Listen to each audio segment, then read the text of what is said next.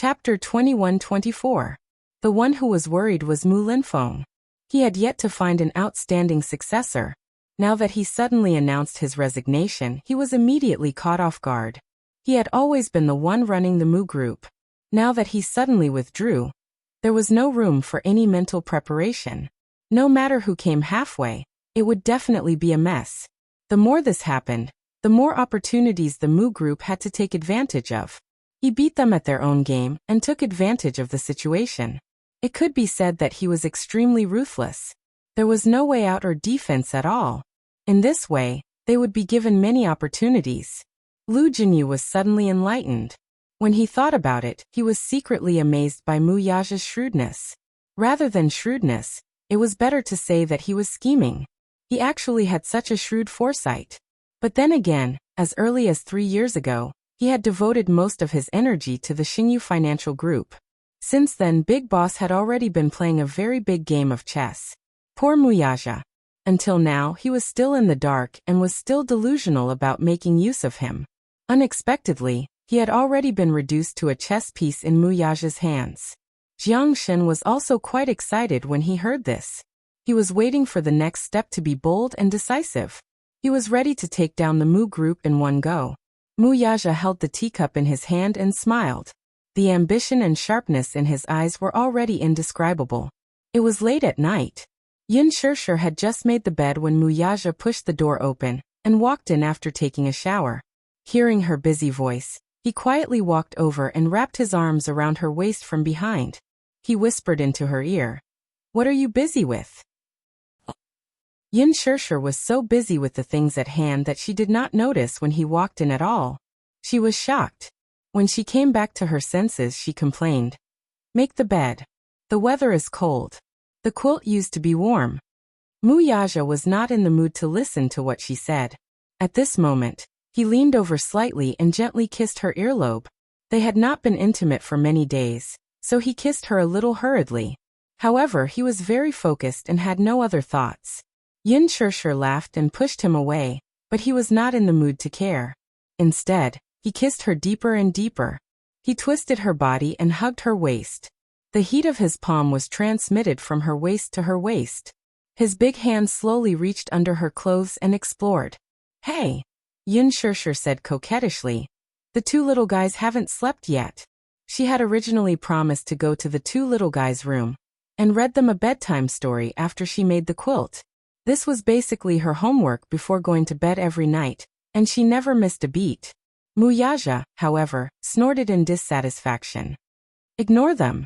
I don't care. Are you going to coax them to sleep?"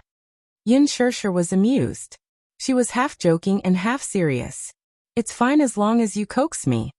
When his words fell, it was so ambiguous that it made her heart immediately thump thump thump. When she pushed him away just now, she only let out a soft moan. He then unwillingly stuck to her, hugged her, and kissed her lips. Their lips were pressed tightly against hers. At an intimate distance, their eyelashes were entwined together. Their breaths were connected, and the tips of their noses were touching. The corners of his lips were curved as he kissed her without a second of delay. At first, it was just a light touch, but the more they kissed, the more uncontrollable it became. Chapter 21-25. He immediately smiled along with her.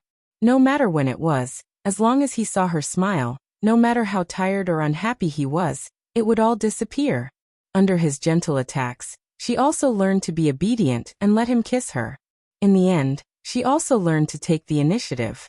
She wrapped her hands around his shoulders and hooked them around the back of his neck. She took the initiative to kiss his thin lips and gently traced the shape of his lips. Then she deepened her kiss and entwined her breath with his. Her initiative, however, made him feel incomparably comfortable. Under his many training sessions, her kissing skills had finally improved a little. At least, she was no longer as nervous as a zombie when she hugged and kissed him, not moving at all. At that time, he was displeased that this little woman was so passionate in all the kissing scenes in the movies, but when it came to him, she was like a wooden fish. Now that he thought about it, this was just a little woman's unique shyness. The more she was in front of the person she loved, the more shy she would be. She wouldn't even know where to place her hands. Unlike before, Yin Shirshir was now like a cute puppy. She gently licked the tip of his tongue, pinched it, and coquettishly rolled it. Then, she dug her way out and bit his lips. She did not use too much strength though. Instead, she was gentle and careful, as if she was licking a delicious patch. He was aroused by her kiss, and his body temperature gradually rose until it was boiling. The man reached out to take off her clothes. She took a shower for him first. She was wearing a bathrobe, and because she had turned on the floor heating, her 2 cute little feet were bare. As soon as he did this, she was startled. Yin Shirshir blushed and said, "Hey, is it okay that the door isn't locked?" Muyaja laughed and said, "It's okay. What's so important about it? What if the 2 little rascals come looking for me and the door isn't locked? What if they peek? That's good. It'll be good for them to observe." "Hey." Yin Shirshir was angry and amused at the same time. "I didn't realize that you were so indecent before. They should know what's going on. Since you haven't been there for so long, they should have guessed what's going on. If they know what's good for them, they wouldn't dare to knock on the door." The more Muyaja spoke, the more husky and magnetic his voice became. He pressed the tip of her nose, and his tall body slowly moved closer to her body. The boiling heat in his eyes could no longer be concealed. He untied her clothes. She moaned a few times and actually cooperated. Her 2 small hands reached over and began to untie the knot he had tied. With a tug, the knot loosened, and the bathrobe slid down from her shoulders to her waist. She grabbed his collar and gently kissed his collarbone all the way down. Finally, she stopped at his chest and buried her little face in his chest. Over there was his scorching heartbeat. Thump, thump, thump. It was sonorous and powerful. For some reason, that place was clearly not his sensitive spot, but when she kissed him like this, it actually made his heart feel incomparably soft. A nameless fire immediately rose up, and he really wanted to press her down on the bed, press her under his body, and fiercely take her. However, it was rare to see her take the initiative, so he couldn't bear to disturb her mood. He held it in, and allowed her to please him. The pleasure brought about by skin-to-skin contact was so soothing. He closed his eyes, snorted softly, and hugged her shoulders. "Shirshir." Yin Shirshir's movements paused, and she looked up at him in a daze. Her eyes were filled with infatuation, and her cheeks were as mesmerizing as if she had put on rouge. Chapter 21-26. That seductive look, from the tip of her eyes to every distinct eyelash, revealed a fatal seduction that could hook one's soul tightly. It caused his heart to stir. The moment he met her gaze, it was as if he had been electrocuted.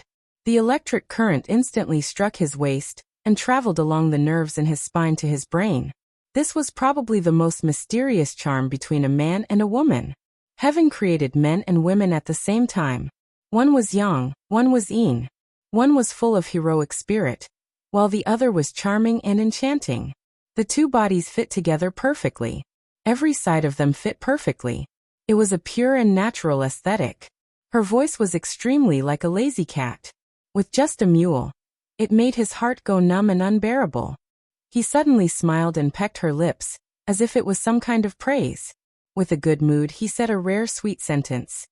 "Do you know right now you are very charming?" Yin Shirshir's heart was alarmed. This man was either usually like an ice block or when he teased people, it made people's hearts beat like thunder. The 2 bodies were tightly pressed against each other. Naturally, a kind of fascinating feeling was produced. This kind of feeling was like an intoxicating wine. It was mellow and rich, but it was not strong at all. It made people feel dizzy after taking a sip. Intoxicated and unable to extricate themselves, they still wanted to take more. The man looked at her blushing little face and caught her little hand, slowly guiding her to the next step. After taking off her clothes, it was springtime. The 2 people were entangled together, sinking into the soft big bed.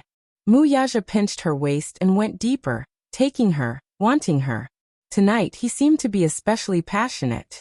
He threw away the heavy work of the company and the annoying trifles, wholeheartedly sinking into her without any distractions. Without any distracting thoughts, he was completely focused and immersed in the intoxicating asterisk. Naturally, it was rare for him to be in such a good mood. He was not like before when he attacked the city. Instead, he was extremely gentle and quickly climbed to the clouds of pleasure. They made love with each other until midnight, when they stopped. After they were done, he hugged her and covered her with the blanket. Lowering his head, he saw her satisfied little face dyed red. She was nestled in his chest, her pair of jade legs overbearingly and greedily occupying his waist. She was lazy and did not want to move at all. The aftertaste of the deed lasted for a long time. Even each of his fingers slowly relaxed. This reminded him of a pet cat he had raised when he was young. Her current expression was exactly the same as that cat's. When he was young on his birthday, his mother had given him an American shorthair cat. It was very clingy. Once he sat down, it would walk arrogantly and elegantly to his side, rubbing against him intimately. Then it would jump and nestle in his arms. When his interest was piqued and he gently stroked it, this little kitten actually spread out its body and turned its belly towards him, allowing him to stroke it. Perhaps it felt satisfied. Its two little paws were constantly stretched out, and its throat made a gulu-gulu sound, as if it was enjoying it, as if it was intimate, and it kept snuggling its little head into his embrace. At that time, he was very fond of this cat. After all, it was given to him by his mother, and he had always loved it dearly. That cat had once lived in the softest part of his heart. Chapter 21-27. However, one day when he returned home, he didn't know which mischievous child in his family had played a prank on him. When he opened the door to his room, he saw the cat cruelly nailed to the windowsill. A very thick metal rod had pierced through its throat. At that time, he was stubborn and proud. Even though he was heartbroken, he didn't shed a single tear. He knew that this must be a prank by some child. Because of jealousy and hatred, the child had nowhere to vent, so he tortured his most beloved pet to death. He didn't cry and buried the cat quietly. It was probably from then on that he swore that he would become the strongest man, and never let anyone bully him. Muyaja snapped out of his thoughts and hugged Yin Shirshir even tighter. Yin Shirshir was almost out of breath from his actions. She looked up and saw that his expression was a little strange. She asked uneasily, "What's wrong?" "Nothing," Muyaja said plainly.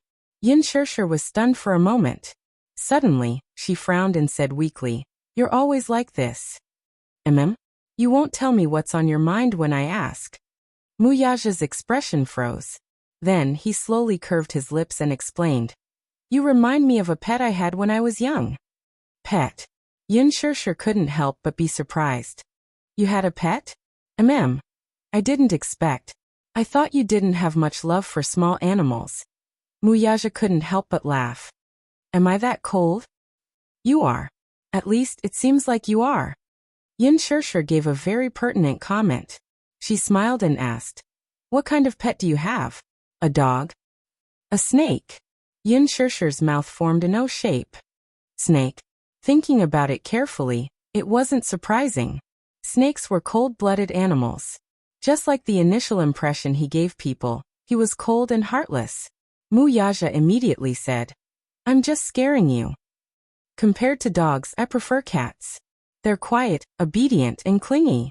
More importantly, they won't disturb me when I'm in a bad mood. Instead, they'll quietly accompany me."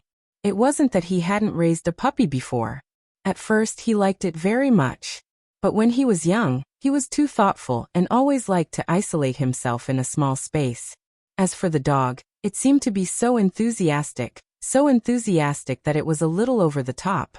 It ran around as if it had endless energy all over its body, jumping and jumping, full of vitality. He simply did not have the mental strength to deal with such enthusiasm. Therefore, he was more inclined towards cats. "You raised a cat?" "Yes, my mother gave it to me as a birthday present. I still remember its round head. It was very cute." Muyaja paused and added, "I like it very much." "What about now? Where's the cat?" Yin Shirshir was a little curious. She had never seen him raise any pets. "Dead." "Dead?"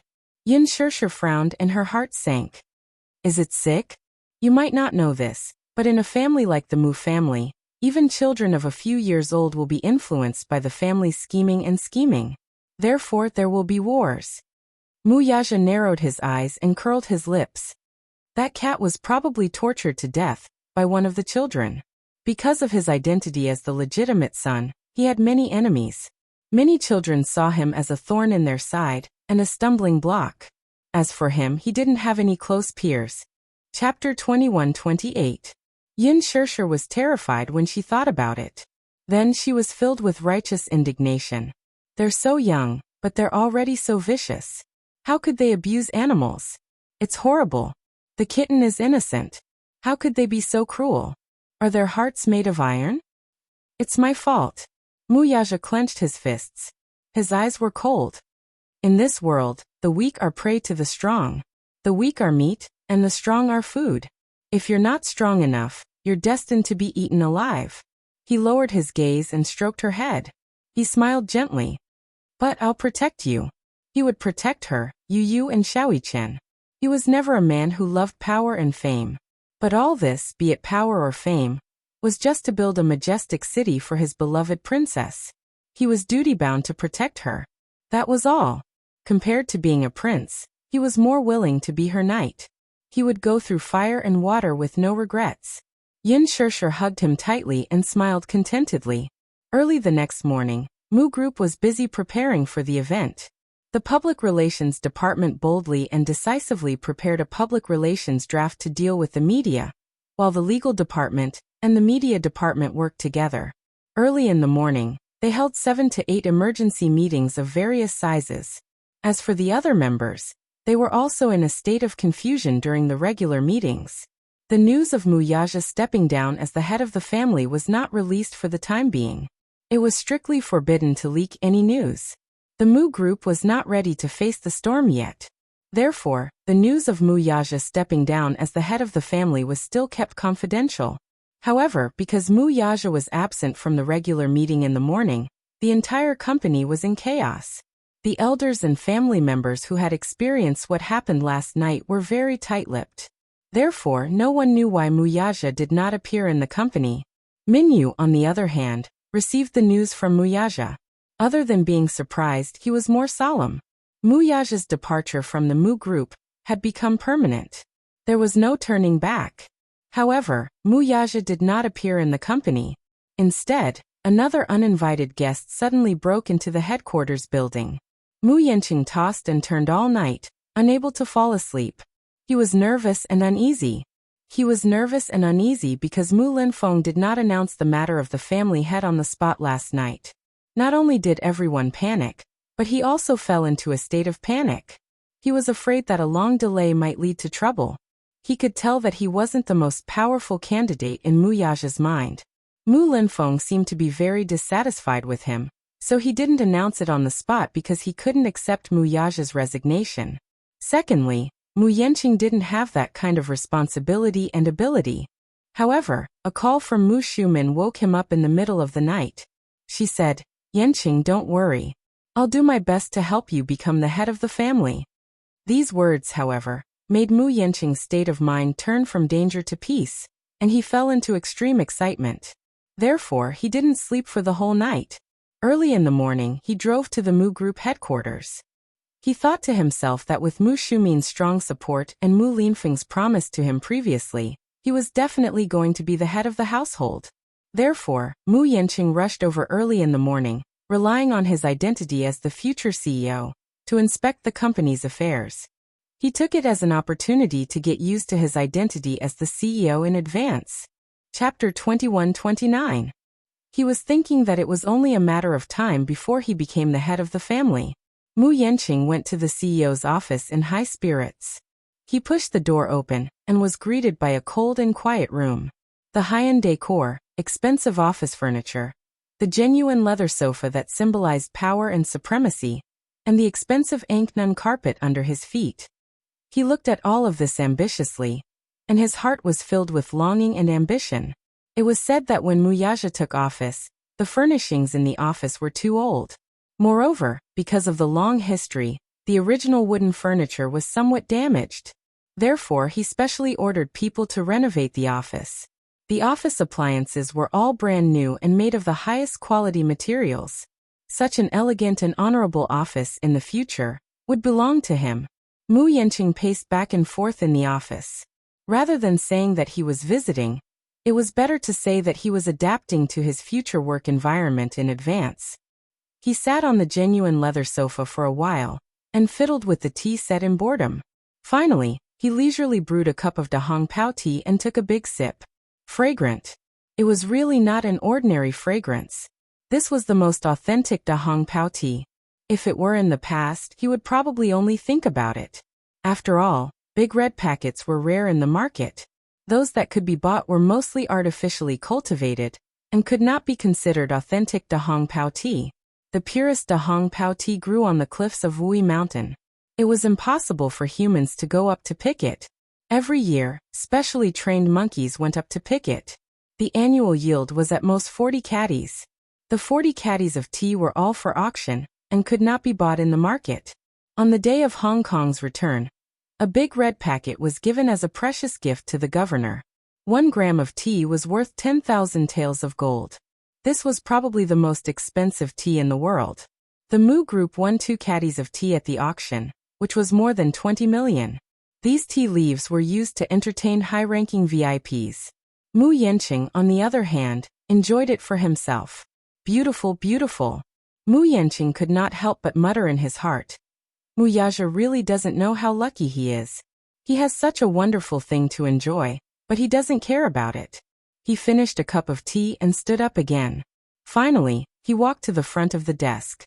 He looked up and glanced at the empty chair. However, this was the Mu Group's dragon throne, which symbolized the highest authority. A greedy and excited smile appeared on Mu Yanqing's face. Then, with a greedy heart, he strode over and plopped himself down on the chair.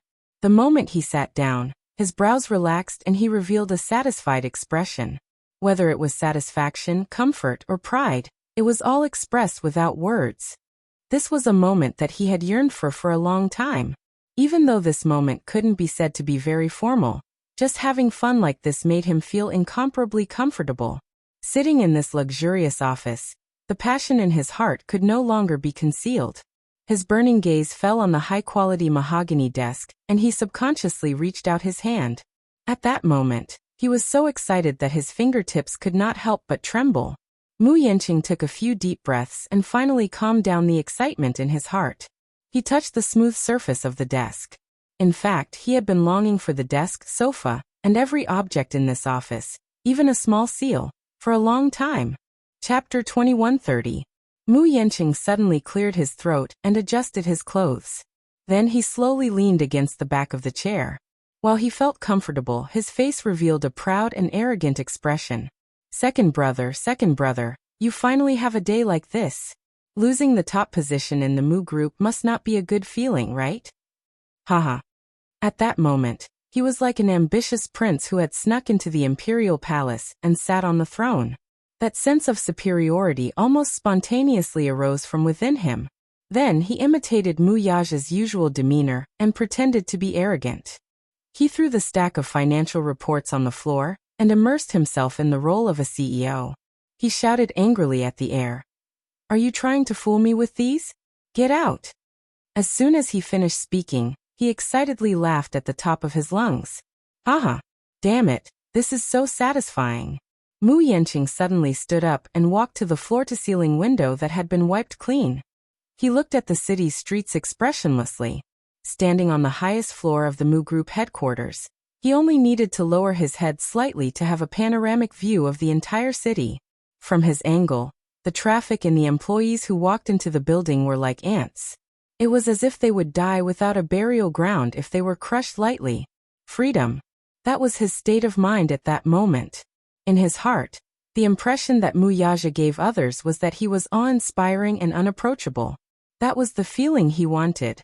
He really wanted to sit in this position as soon as possible, and let those who usually looked down on him have their eyes opened. So what if he was a concubine's son? In the end, didn't he still get rid of the son of the first wife and sit on the throne? Mu Yanqing touched the surface of the table. His eyes were burning with passion. At the same time, he felt that the turbid air that had been suppressed in his chest for a long time was finally released with these two hearty laughs. This was probably the glory of being in a position of power. This was the charm of power and wealth. No one could stop it. standing at the pinnacle of power, receiving the admiration and groveling of countless people. Such a feeling was infatuated and yearned for. Only a man as aloof as Muyaja would be unmoved by her charm. However, he was already a thing of the past. As for him, he was from the future. Hee. Mu Yanqing's face split into a wide grin. However, if this grin were to fall into the eyes of others, it would appear especially sinister and terrifying. Suddenly, there was the sound of the door opening behind him. Vigilant, he turned around and saw Minyu walking in. He recognized him. He was Muyaja's personal assistant, and could be considered his most important confidant. When Minyu saw him, he was stunned for a moment before he asked suspiciously, "Young Master Yanqing, why are you here?" Without waiting for Mu Yanqing to answer, he immediately showed a hostile attitude. "This is the CEO's office. Without the CEO's permission, you are not allowed to set foot in here." Minyu was like a loyal subject, trying his best to protect his master's territory with a firm attitude. "I'm not allowed to set foot in here?" Mu Yanqing laughed out loud as if he had heard the funniest joke in the world. "Why can't I come in?" Chapter 2131. However, it seemed that he could not emulate Muyaja's boldness. In his opinion, he was just like a child who insisted on wearing an adult suit. It was childish and ridiculous.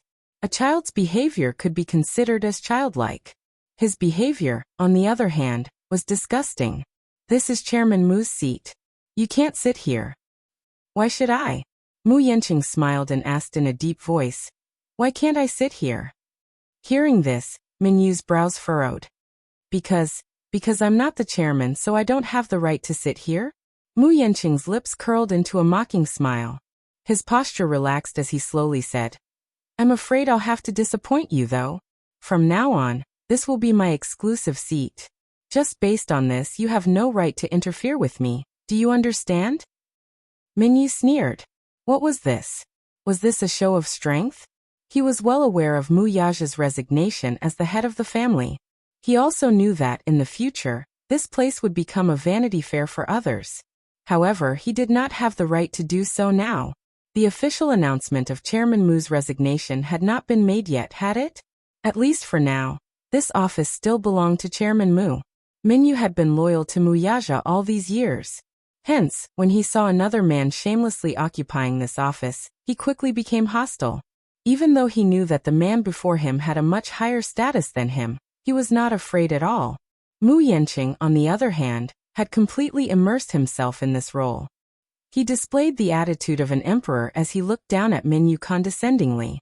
Obviously, he did not think much of a small character like him. Seeing that Minyu did not speak, as if he was holding back something, Mu Yanqing observed him for a while, and then curled the corners of his lips. He remembered this fellow's name, Minyu. He was said to be a very capable person. He was also Muyaja's personal assistant who had been by his side for the longest time. Muyaja placed a lot of emphasis on ability. Being able to stay by his side for so long, it was obvious to all that she was quite capable. Originally, he was thinking that when he ascended the throne, he would do what Muyaja did when Muyaja first took office. He would directly wipe out the remaining forces around Muyaja. However, if he were to get rid of these people as soon as he took office, he would appear to be narrow-minded. If he were to replace Muyaja's people as soon as he took office, he would appear to be heartless and cold. This would leave a bad impression on the company. Therefore, he decided to keep these people by his side for the time being and observe their performance. If they were outstanding enough and had potential, he would promote them for the time being. If they were not loyal enough, he would slowly find fault with them, and then find an excuse to say that they were incompetent. This way, he would have a convincing reason to kick them out. Mu Yanqing was quite astute in this regard. With that thought in mind, Mu Yanqing threw an olive branch at Minyu. "Your name is Minyu, right?" "Yes." Minyu's attitude was neither cold nor warm, which made Mu Yanqing feel particularly uncomfortable. This fellow is really refusing a toast only to drink a forfeit. I'm about to be promoted. At this time, he should hurry up and suck up to me. If he makes me feel better, I won't make things difficult for him. Chapter 2132. Speaking of which, it was true that the servant was like the master. Muyaja wore an arrogant face all day long. His subordinates were cold and did not seem to know how to read people's expressions. However, he still held it in and said with a fake smile, "I see that you've stayed by second brother's side for so many years, so you should have some decent skills. If a talent like you works for me, you'll have a bright future ahead of you. Why don't you stay by my side after second brother retires as the CEO? If you perform well, I'll promote you. As long as you're loyal to me and work hard, I won't mistreat you. As for your salary, I'll double the amount second brother offered you. How about that?" Mu Yanqing was best at winning over people's hearts. Mu Shumin was a classic example. After a few bowls of bewitching potion, he was inclined to his position. Mu Yanqing was full of confidence. Now that he had offered such generous conditions, no one would not be tempted. However, his tone was somewhat reserved, as if his acknowledgement was a great favor. It was as if he was sizing up a beggar. It was gentle, but it felt like he was giving alms, which made one uncomfortable. Mu Yanqing seemed to be certain that Minyu would wholeheartedly rely on him. As the saying goes, a fine bird chooses a tree to nest in. His original master was in dire straits, so why didn't he choose a better career path? He was waiting for Minyu to show his subservient and fawningly express his sincerity to him. However, Minyu only smiled as if he did not care about the conditions he offered. He only said indifferently, "Young Master Yanqing, don't you think it's too early to say this? I don't think there's any agenda for you to take the position." Mu Yanqing immediately said, "Ha? What do you know? Now that second brother has retired, I'm the best candidate. If I dare to say such things to you, I naturally have the confidence to do so. Don't worry, your master is in dire straits now. There's no room for him to make a comeback. There's no need to think about betraying him. He's the one who abandoned you, so you don't have to feel guilty." After a pause, he opened his mouth and revealed his ambition. "What do you think?" "Nothing much." Minyu smiled graciously, elegantly, and politely. Compared to Mu Yanqing's sinister smile, it was a world of difference. "Wherever President Mu goes, I'll follow. In this life, I'll only acknowledge him as my boss. As for what you said, I'm sorry, but I can't." "You?" Mu Yanqing stared at him in surprise before bursting into laughter all of a sudden.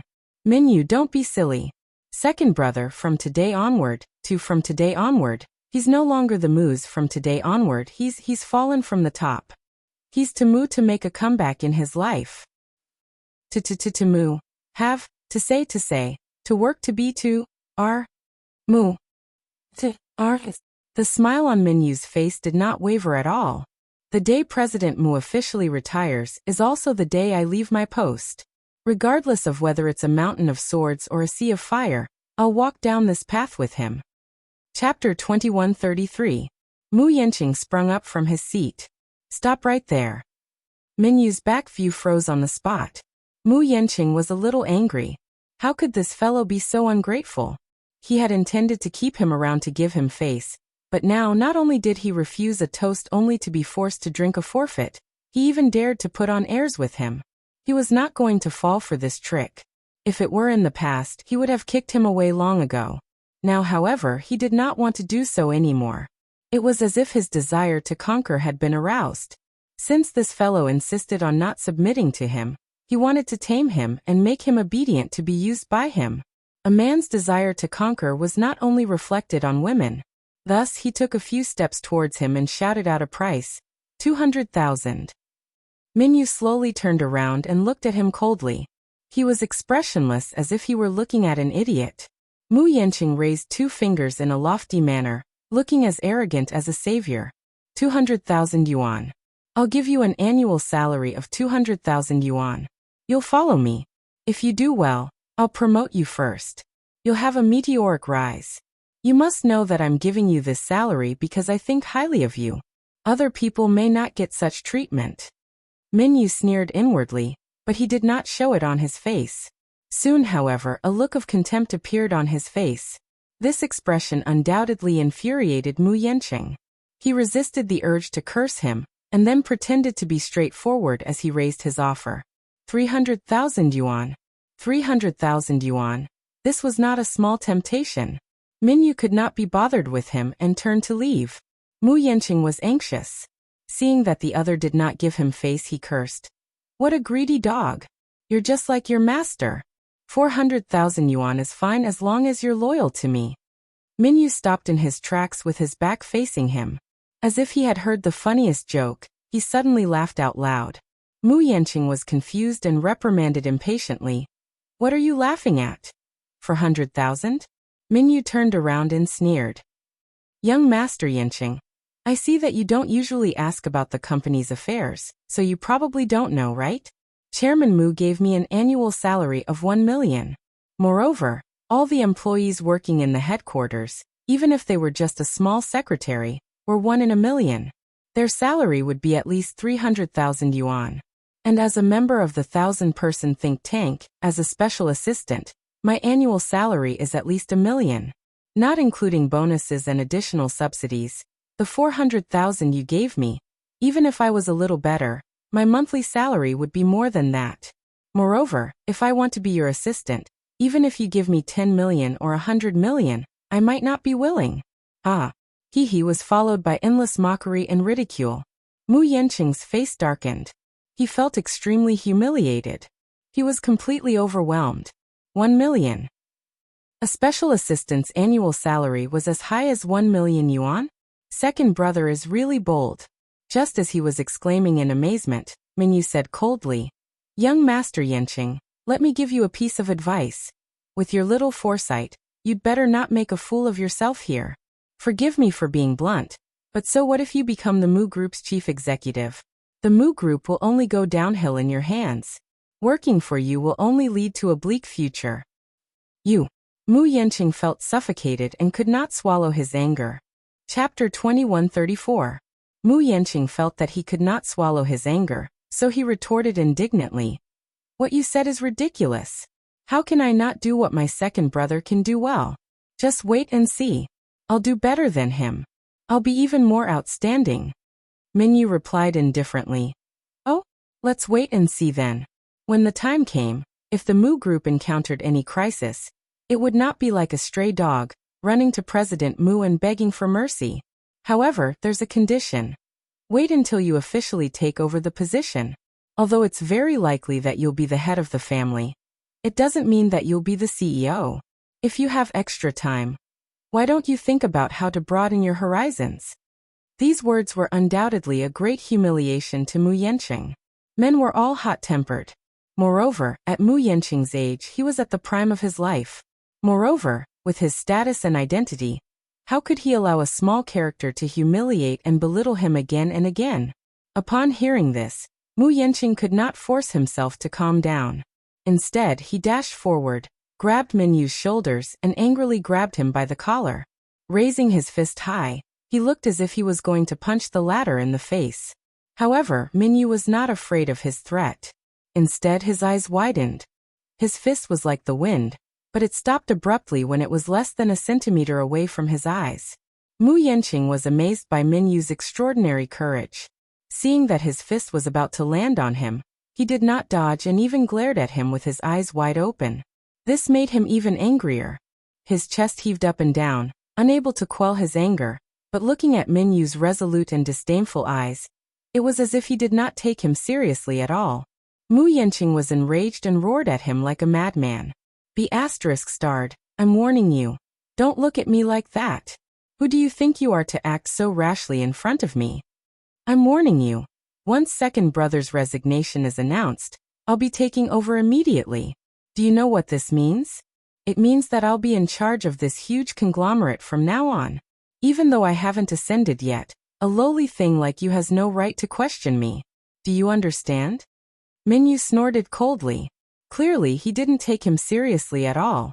Just as Mu Yanqing was about to teach the arrogant brat a lesson, Mu Linfeng's furious voice was heard from the door. Yanqing, what are you doing?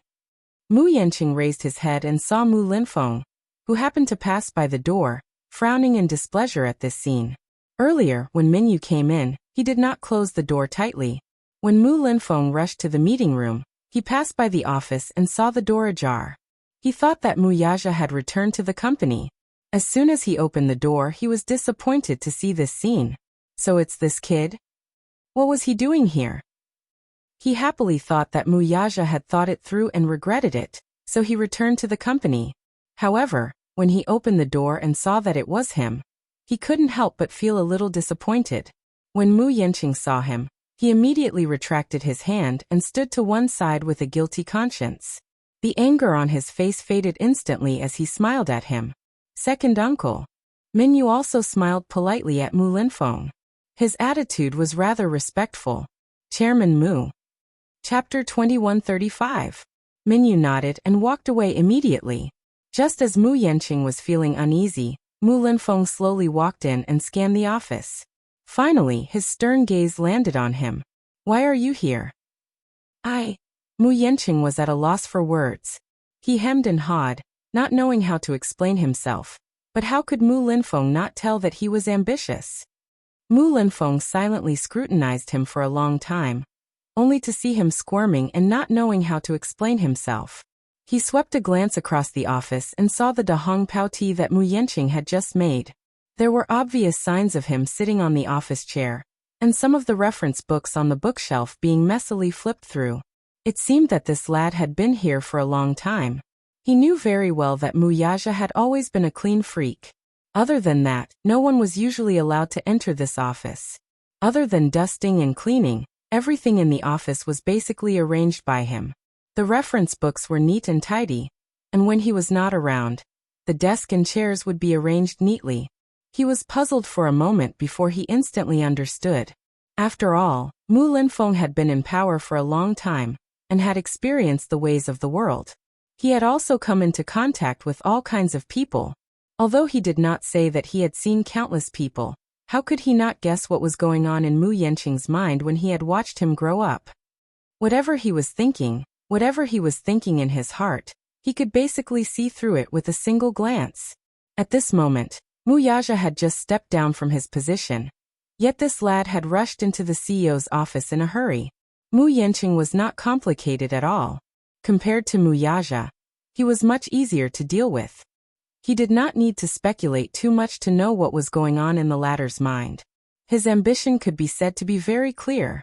Did this fellow think that after Mu Yaja stepped down from his position, the CEO position of the Mu Group would naturally belong to him? Mu Linfeng did not bat an eyelid. He glared at him sternly and reprimanded him sternly. Yanqing, your second brother just stepped down from his position as the family head and CEO yesterday. Yet you rushed into the CEO's office in such a hurry. With so many pairs of eyes watching, it's inevitable that people will gossip. I think you'd better restrain yourself a little. Otherwise, if word gets out, the people below will think that you forced your elder brother to abdicate. It won't be good for you in the future.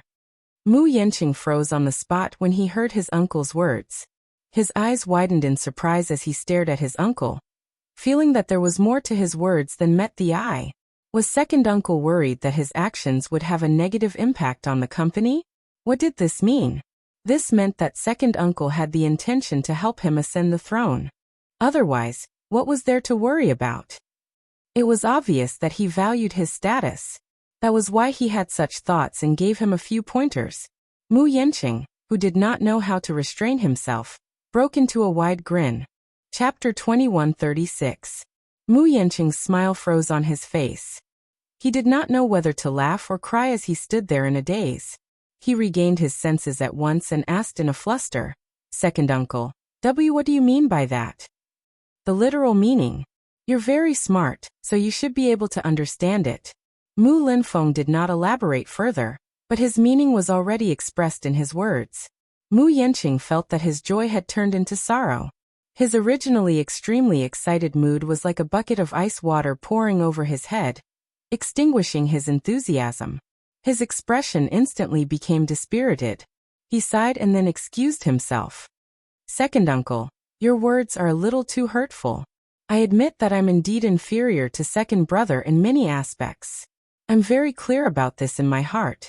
However, no one is outstanding at the beginning.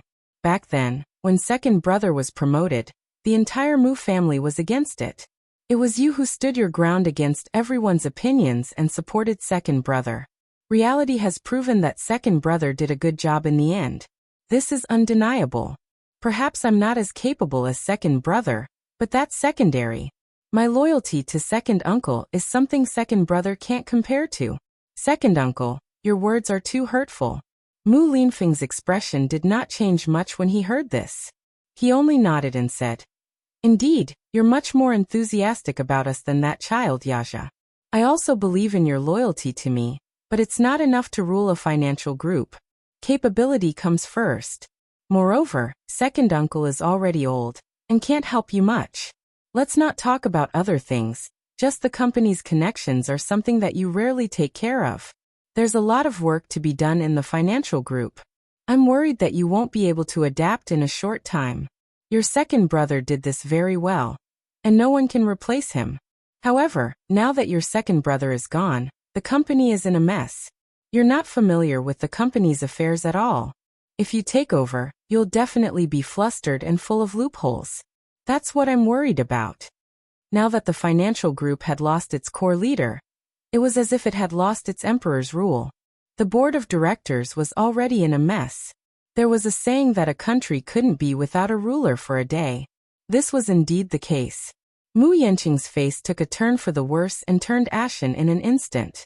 His originally arrogant face turned ashen in an instant. Mu Linfeng had lifted him up to the clouds in an instant, and now, he had given him a severe blow by reprimanding him. Minyu's mocking voice still echoed in her ears, sounding extremely sarcastic.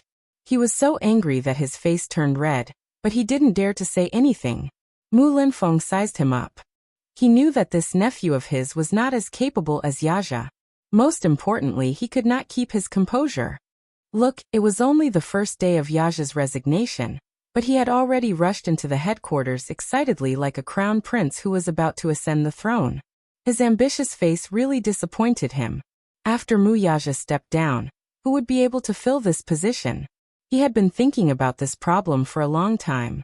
He didn't close his eyes the entire night, because he was thinking about this problem. However, no matter how much he thought about it, he couldn't find a suitable candidate. Among the many candidates, Mu Yanqing was definitely not the most capable one. Chapter 2137. He had watched Mu Yanqing grow up. Just like Mu Yaja, he had also brought him up. Although he was not outstanding, he was, at the very least, absolutely loyal to him. As for the rest, he had no interest in them at all. He had learned from his mistakes. Having suffered enough at Mu Yaja's hands, he did not want to painstakingly nurture a talent only to end up being an ingrate. Mu Yanqing was the most suitable candidate in his heart for the time being, but he could not reveal his thoughts completely. Otherwise, this lad would inevitably become arrogant and complacent after being promoted to such a high position. Everything had to be done step by step. Hence, Mu Linfeng glanced at the disappointed Mu Yanqing at the side and suddenly said slowly, Yesterday your Aunt Shuman and I talked about you. We talked for a long time on the phone. She approves of you and thinks that you're up to the task. There was not much joy on Mu Yanqing's face though. What was the use of having Mu Shuman's approval? Mu Linfeng had the most power. If Mu Shuman approved of him and Mu Linfeng did not, wouldn't he be happy for nothing in the end? Mu Yanqing only hummed in acknowledgement, appearing somewhat indifferent. However, he heard Mu Linfeng continue. Although I think that you're not steady enough, lacking in capability, and lacking in maturity in the way you handle problems, I'm still considering such a matter on account of your loyalty. Hearing this, Mu Yanqing's eyes widened in joy as they lit up. Second uncle, Mu Linfeng continued. If you have the time, stay at home and sort out the organization's affairs. I'll send someone to send you the information when the time comes.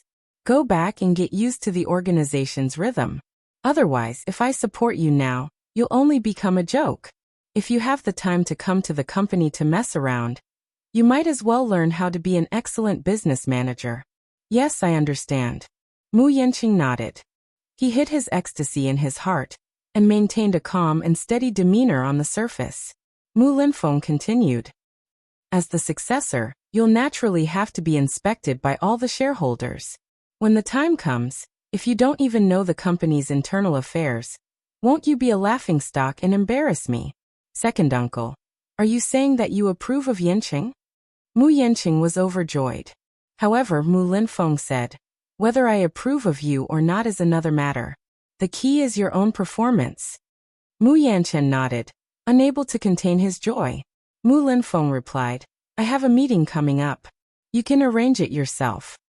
Yes. Mu Yanqing watched him leave. Halfway through, Mu Linfeng suddenly thought of something and turned to look at him. Mu Yanqing, who thought that something was about to happen, suddenly heard him say, I'm concerned that your foundation in the Mu family isn't stable yet. If I were to support you at this time, you might not be welcomed by others. After thinking for a while, she realized that you're not young anymore. It's time to consider getting married and having children. Therefore, I'm thinking of arranging a marriage for you. I don't know what you're thinking. If it were Mu Yaja, he would definitely reject her outright at this time. This brat had never obeyed anyone's arrangements. Ever since Yin Shishir appeared, he had become even more unruly. Chapter 2138. Hence he immediately nodded and said, as expected of second uncle. You're so considerate of me. I'm honored. May I know which family's young mistress you found for me? I'd like to be mentally prepared. Mu Linfeng was silent for a moment before he suddenly narrowed his eyes. Do you know Lin Xueya from the Lin family? The Lin family. Mu Yanqing sucked in a breath of cold air, and then nodded fiercely. The Lins are a prestigious family in the capital. Although they're not on par with the Muse in terms of seniority, their influence in the city is enough to be on par with the Muse. As for this Lin Xueya, I've only heard of her name and haven't met her yet. You'd better take care of yourself before we arrange to meet. Mu Yanqing was stunned. Mu Linfeng laughed. You can hide it from others, but you can't hide it from second uncle. Don't you have a few girlfriends outside? Before that, you'd better cut all ties with those messy women. Mu Yanqing was stunned. In the blink of an eye, Mu Linfeng had already left in a huff. When he came back to his senses, he broke out in a cold sweat.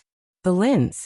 If he could have a marriage alliance with the Lins, it would be a timely help to his ascension to the top. He must seize this opportunity. He sneered at the thought of Mu Yaja. He was not as foolish as Mu Yaja, who would not let go of Yin Shishir as if he had never seen a woman before in several lifetimes. What kind of woman did he not have in this world? Women, power, wealth. What did he not have after getting his hands on them? He was the only one who had abandoned power, family, and wealth to treat a woman like Yin Shishir like a treasure. It was truly incomprehensible and unbelievable. After all, as long as he became the head of the Mu family, he could do whatever he wanted. He could have whatever he wanted, and he could have any woman he wanted. Although the men of the Mu family had abandoned the traditions of the feudal society, they still had many women by their side. They had 3 wives and 4 concubines, and they never lacked mistresses. Most of them had red flags outside, while colorful flags would flutter outside. Naturally, other than those whose mother clans were excessively powerful, most of them played their own games.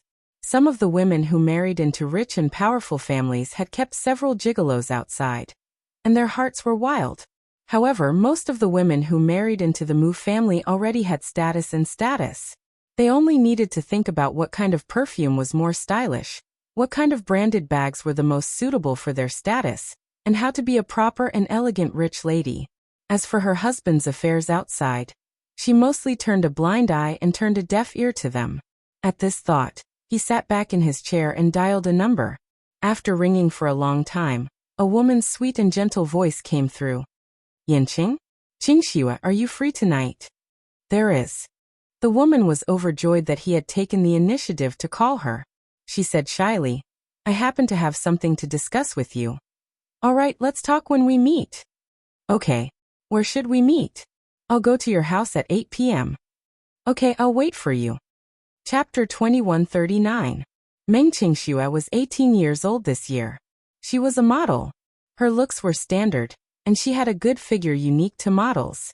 Her ample bosom was especially coveted by men, and she had a beauty that most actresses in the entertainment industry did not have. When she was 16 years old, Mu Yanqing met her at a private gathering, and took a liking to her at first sight. Even heroes have a weakness for the charms of beautiful women. Men had no resistance to beautiful women. Moreover, Meng Qingxue was a rather outstanding stunner. More importantly, when he first met her, she was still an inexperienced student, so tender that he could pinch water out of her. Mu Yanqing preferred a pure and innocent style, So he took her in without any hesitation. To be precise, she was snatched by Mu Yanqing the moment she debuted. Mu Yanqing was her first man. Meng Qingxue was different from the average young model. She was not that ambitious. Perhaps it was because she was still young and immature, unlike those overly shrewd young models who had a clear goal. Meng Qingxue still had a simple dream of love. She had always thought that he was just a rich second-generation heir with a good family background and a net worth of tens of millions. Therefore, she wholeheartedly wanted to be with him, get married, and have children with him. Hence, her career as a young model came to an abrupt end.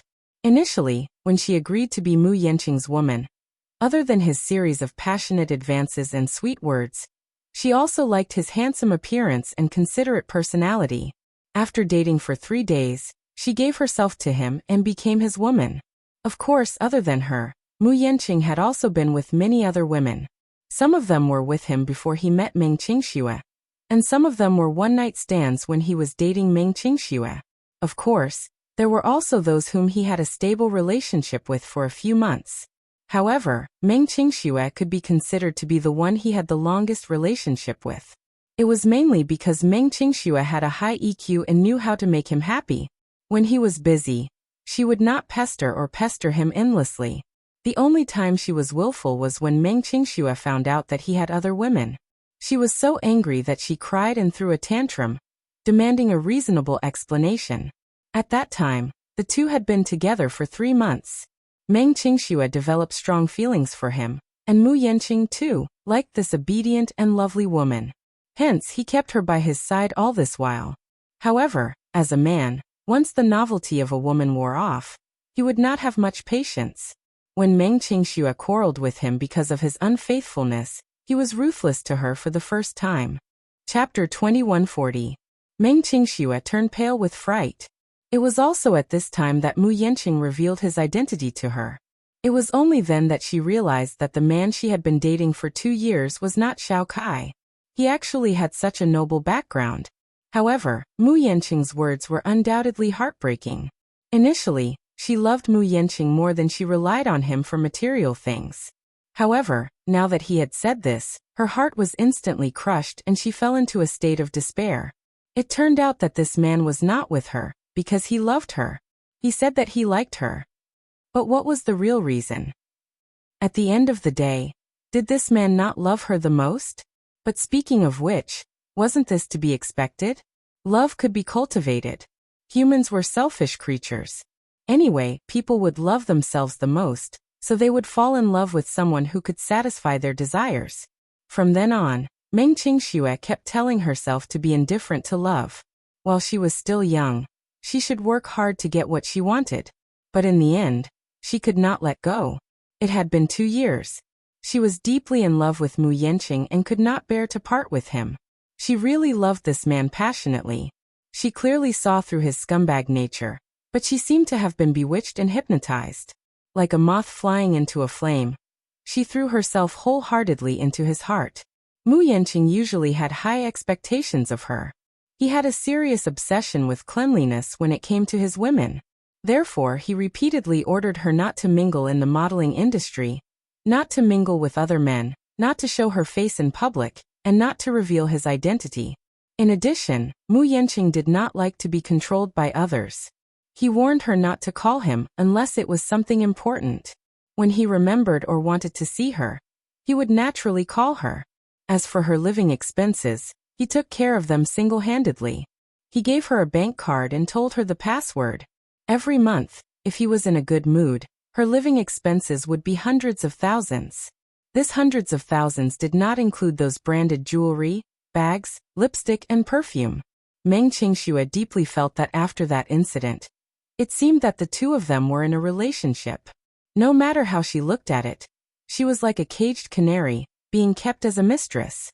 She was deeply disgusted with this feeling. She was different from other materialistic women. She didn't have any wishful thinking about climbing up the social ladder. Compared to being rich, she preferred to marry an ordinary man who loved her wholeheartedly. When she first stepped into the young model circle, it was only because her family was poor. In addition, she had such innate conditions and was blessed by God, so she stepped into the young model circle.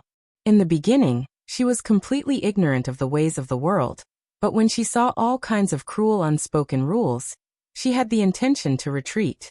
It was then that she met Mu Yanqing. She thought that it was a fated encounter. After they started dating, she basically didn't have to worry about food and clothing. However, in her free time, she still insisted on doing some part-time jobs, eager to support herself. Furthermore, she worked hard to learn how to cook and do household chores. Initially, she only knew the basics, but now she was striving for perfection. She dreamed of being a good wife after marrying Mu Yanqing. That would be her biggest career in life. At that time, Mu Yanqing was still amazed. Chapter 2141. She was not the first woman he had kept as a mistress. When he first stepped into society, he had kept a few innocent girls as his mistress. Not to mention knowing his identity, when those girls saw how generous he was with his money, which one of them did not pester him for branded clothes, bags, diamonds, and other luxury goods? Even when they broke up with him, they would be ambitious and ask for sky-high compensation and breakup fees. This woman, though, was really strange. Despite him transferring hundreds of thousands of yuan to her every month, she was still living in an ordinary apartment building. She was dressed plainly and did not wear any branded clothes or carry an expensive bag. He heard that she had taken 2 separate jobs. Out of curiosity, he checked the bank account he had given her. After deducting the basic expenses such as rent, utilities, food, and clothing, there was almost nothing left for her to spend on her monthly living expenses. This woman, she's so different. On second thought, Mu Yanqing snorted disdainfully.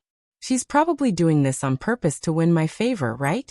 Suppressing her own desires, pretending to be a girl who didn't love power and wealth, pretending to be a virtuous girl who took care of the family, to please him and desperately want his approval? Is that possible? He was going to marry into a big family in the future. His wife would either be from a prestigious family, a wealthy family, or a scholarly family. There was no way out for him and such an ordinary woman. He was only interested in her beauty, her youth, and her gentleness. Other than that, he couldn't find any other reason to marry her. When he got tired of her, he would leave and give her a sum of money to keep her quiet. That would be the greatest kindness and consideration he could give to this woman. At 8 o'clock in the evening, Mu Yanqing showed up at the entrance of her rented apartment. Fengchen International's apartment building had been around for 8 years. It was not too shabby, but compared to the high-end apartments he had originally found for her, it was definitely quite shabby. As he walked into the elevator, the lights on the ceiling flickered on and off. It felt like a scene from a horror movie. On the 18th floor, Mu Yanqing walked out of the elevator and reached the door. Just as he was about to knock on it, his hand suddenly paused. This time, he was prepared to have a showdown with her. No matter the cost, he must cut off all ties with her. She had been with him for 2 years, and it could be said that she had given her best youth to him. In that case, he was not such a heartless person. This time, he would also promise her some benefits. These benefits were enough for her to buy a decent apartment in the capital, a luxury car, and the capital to not have to worry about food and clothing for 10 years. He had always been generous towards women. Moreover, it had been 2 years. It wasn't like he didn't have any feelings for her at all. If he wanted to break it off just like that, he would really be a little reluctant. He was not so free and easy that he would be stingy to see her one last time, and just walk away. At the thought of this, he gently knocked on the door. Soon he heard footsteps coming from inside, followed by a woman's cautious voice. "Is it Yanqing?" He could hear the playfulness and anticipation in her voice, as well as a bit of vigilance. Chapter 2142. Therefore, she was very careful when dealing with strangers. However, when he heard such a gentle and joyful voice, Mu Yanqing's heart suddenly felt empty. Did she not know that he was here to have a showdown with her and break up with her? He hummed in acknowledgement. "Qingxue, it's me. Open the door." The door was quickly opened. As soon as he walked in and the door closed, Meng Qingxue threw herself into his arms, hooked her arms around the back of his neck, and kissed him on the lips. The kiss was so passionate and emotional that it infected Mu Yanqing instantly. He hugged her back and responded to her kiss. After the kiss, she snuggled into his arms and said in a slightly choked voice, "Yanqing, I miss you. I miss you so much." Her voice was filled with helplessness and attachment. So much so that Mu Yanqing, who was in a daze for a long time, actually wavered a little. He did not seem to want to break up with her completely. Through the cold phone call, he had originally planned this very well. When he entered and saw her, the first thing he should say was, "Let's break up." Then he would settle the accounts and give her a sizable breakup fee. From then on, they would not owe each other anything. Along the way, he was very determined. The words that he had rehearsed more than 10 times were stuck in his throat at this moment. Perhaps it was because, unlike the cold phone call, they had just met. Her soft and warm body was pressed tightly against his chest. He did not even need to exert much effort to feel the warmth of her skin. Such intimate contact instantly evoked his longing for her. Therefore, some words were not so easy to say. He still wanted her. It seemed that he could only become a sentimental man when he was with her. He also couldn't figure out what this woman was capable of. There were several times when he was affectionate with her, and he actually thought that whether they were married or not, he would keep her by his side. Even if he did not have a status, she could always be by his side. However, now was not the time at all. At least, before he got married, he should immediately break up with this woman. Alas, his physical needs gradually overcame his rationality. He kissed her passionately as he stripped her of her clothes. Every part of his body was screaming for her. Meng Qingxue pushed him away shyly and said coquettishly, "Yanqing, don't. I have something to tell you." "What is it? Isn't it better to talk about it in bed?" His ambiguous words made her heart skip a beat. Seeing that they were about to lose their position, Meng Qingxue immediately grabbed his hand. She used so much strength that the veins on the back of her hand almost popped out. He stared at her in surprise and stopped what he was doing. Frowning, he asked, "Why? You don't?" What he wanted was to at least spend some time with her before they broke up. It was the last time they made love. It wouldn't be too late to have a showdown with her after that. However, she seemed to be very resistant, and her face was full of reluctance. That's not like her. If it was in the past, she would be as passionate as fire at this moment. But now he didn't seem to be in high spirits. "What is it?" Mu Yanqing stared at her. "You seem to be very resistant to me today." "It's not that."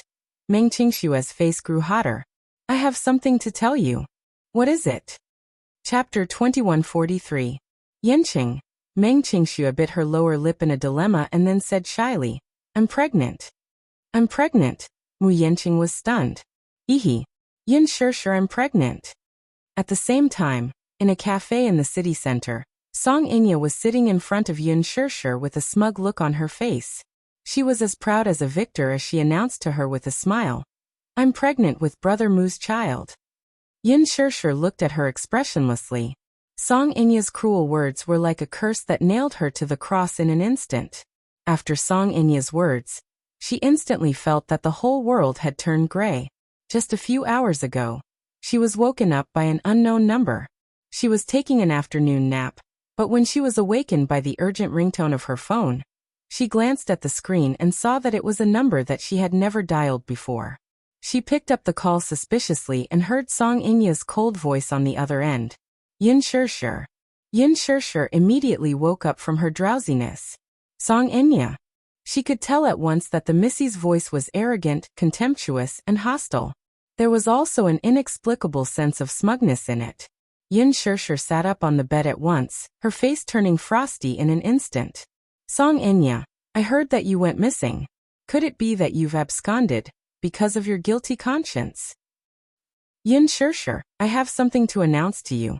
Song Inya was not in the mood to care about her ridicule. Instead, she issued a challenge to her. 8 o'clock tonight at Queen Cafe in the city center. Be there or be square. With that, she hung up the phone without any explanation. I wonder what trick she's up to this time. Yin Sure did not want to pay much attention to it at first, but at 7 o'clock in the evening, she was curious about what important things Song Inya had to announce to her. Looking at the date on the wall, she felt restless. She thought that since Song Inya had asked to meet her in the city center, there was no need to worry about what tricks she would play. Besides, she had a score to settle with her. Mu Yaja went out early in the morning, saying that he had to discuss some important matters with a few of his men. It was already 7 o'clock, but he was not home. It seemed that he would not be back for dinner. Hence, Yin Shishir gave the two Xiaobaos a few reminders and hurriedly left. By the time she reached the cafe, Song Inya was already there, and had sent her the name of a private room. When the waiter led her to the private room and pushed open the door, she saw a face that she had not seen in a long time. Yin Shishir, you're here. Surprisingly, the Missy's face did not show much hostility when she saw her, which was rather unusual. If it was in the past, the moment he saw her, he would definitely gnash his teeth in hatred. His eyes would be as sharp as a poisonous snake, as if he couldn't wait to swallow her alive. It was different today, though. She smiled elegantly. Her eyes were clear, and her makeup was light. Unlike the heavy makeup she used to wear, her watery eyes and pink lips made her look very simple and elegant, but she was very charming. Song Inya was sitting at a table. When she saw her, she politely pointed to a seat and invited her to take a seat. This made her even more suspicious. Chapter 2144. However, the friendliness that Song Inya displayed on the surface made her seem like a completely different person. If it were not for that familiar face, she would really suspect that the woman in front of her was not Song Inya herself. Have a seat. Yin Shishir did not stand on ceremony as she walked over and sat down opposite her. You asked me to come here this time because, what would you like to drink? Song Inya asked as she flipped through the menu. Yin Shishir's expression froze for a moment before she said, a glass of Blue Mountain. Song Inya turned her head and immediately ordered, a glass of Blue Mountain. The waiter nodded and then respectfully left the room. At this point, the private room fell into dead silence. As Song Inya stirred the warm milk, the rich fragrance of milk immediately filled the room. The two of them sat quietly in silence. Yin Shishir sized her up silently. She did not know what she was up to at this moment, but she had a feeling that she had ulterior motives for inviting her here. This woman was extremely vicious. As the saying went, one's appearance was born from one's heart. In the past, she did not think that this saying made much sense, but it was vividly reflected in Song Inya. Thinking back to the past, her incomparably mean face gave people a feeling of disgust. Yin Shishir was silent for a moment. Just as she was about to speak to break the silence, Song Inya, who was sitting opposite her, broke the silence first. She raised her head and looked at her like a victor. She blatantly announced to her, do you know? I'm pregnant. In the apartment, the atmosphere froze for a long time. Mu Yanqing looked at Meng Qingxue in disbelief, his eyes full of shock and bewilderment.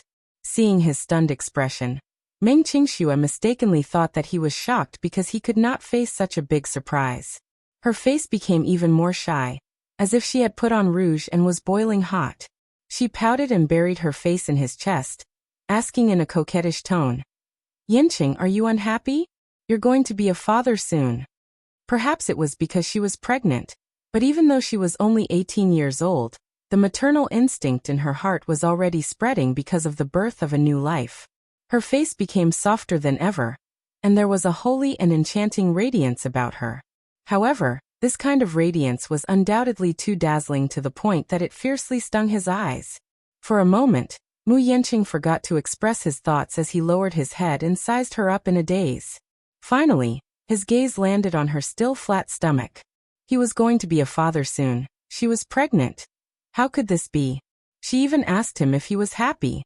How could he be happy? Right now, Meng Qingshue's joy and excitement formed a sharp contrast with his stunned and lifeless expression. Perhaps Meng Qingxue was too happy and immersed in the beautiful fantasy of the future, so she didn't care about his pale face at the moment. She pulled him to sit down on the sofa. Like a happy bird, she chattered to him, telling him the uneasiness and tension of being a mother for the first time, as well as her expectations and dreams for the arrival of the child in her belly. Chapter 2145. After all, Meng Qingxue was still young and did not understand what was wrong with her body. Hence, she hurriedly searched for relevant information on the internet and concluded that she might be pregnant. Meng Qingxue was nervous and uneasy. She went to the maternal and child health hospital for a series of checkups and finally got the result that she was 4 weeks pregnant. She was not prepared for the arrival of this child at all. That was because she was still so young, only 18 years old. Most girls of this age were still studying in school.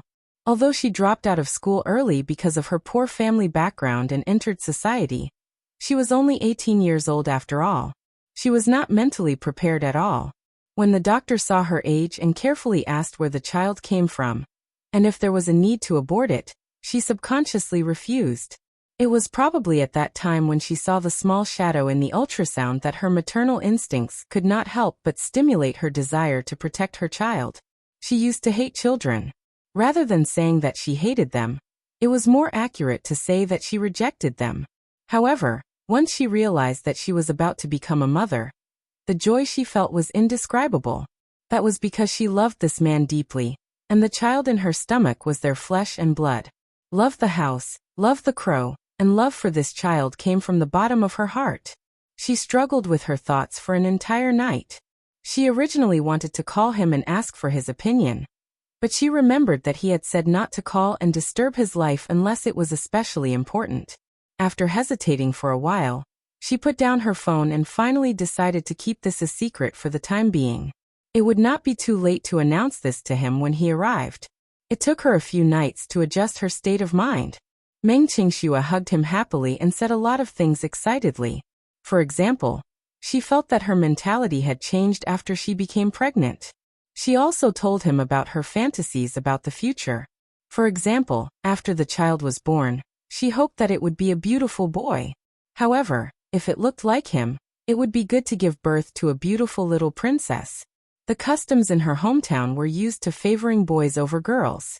Meng Qingxue had experienced the persecution brought about by favoring boys over girls. Therefore, in her heart, she would like both boys and girls. After all, this was his child. Finally, she leaned on his shoulder and suggested an idea. Yanqing, why don't we get married?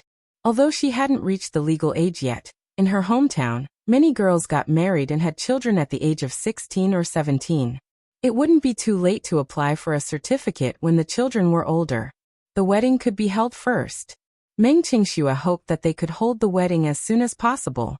Compared to being a mother, she hoped that she could hold his hand and step into the hall of marriage. This was something that she had always dreamed of. Meng Qingxue looked at him coquettishly. Her eyes were bright and clear, and her smile was brimming with happiness.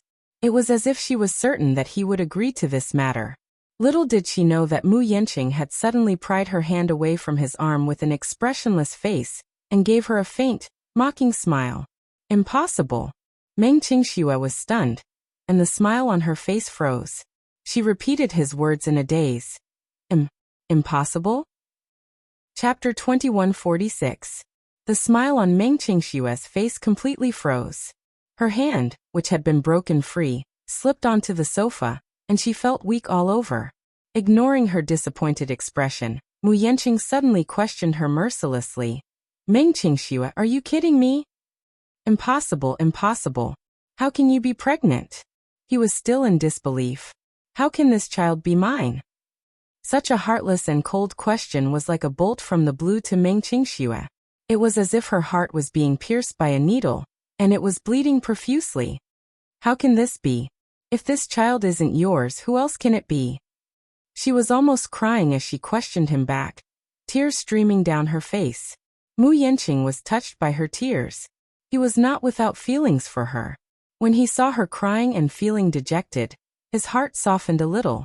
Hence, his tone was no longer as cold and harsh as before. Instead, it softened a little. Haven't you been taking the pill? Like most men, he did not like to wear condoms, but he did not want to make any mistakes. Hence, he had been reminding her to take the pill. In the beginning, he even saw with his own eyes that she had taken the long-term contraceptive pill before he started having sex with her unscrupulously. Later on, she also promised him that no matter what, she would take the pill on time before doing so, and would not cause him any trouble. He trusted her, so later on he did not supervise her anymore. Haven't you been taking the contraceptive pill? Meng Qingxue lowered her eyelashes in disappointment and nodded weakly. Suspicion flashed across Mu Yanqing's eyes.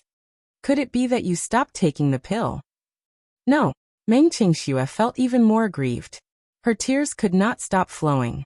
Her eyes were red and swollen, and she looked pitiful.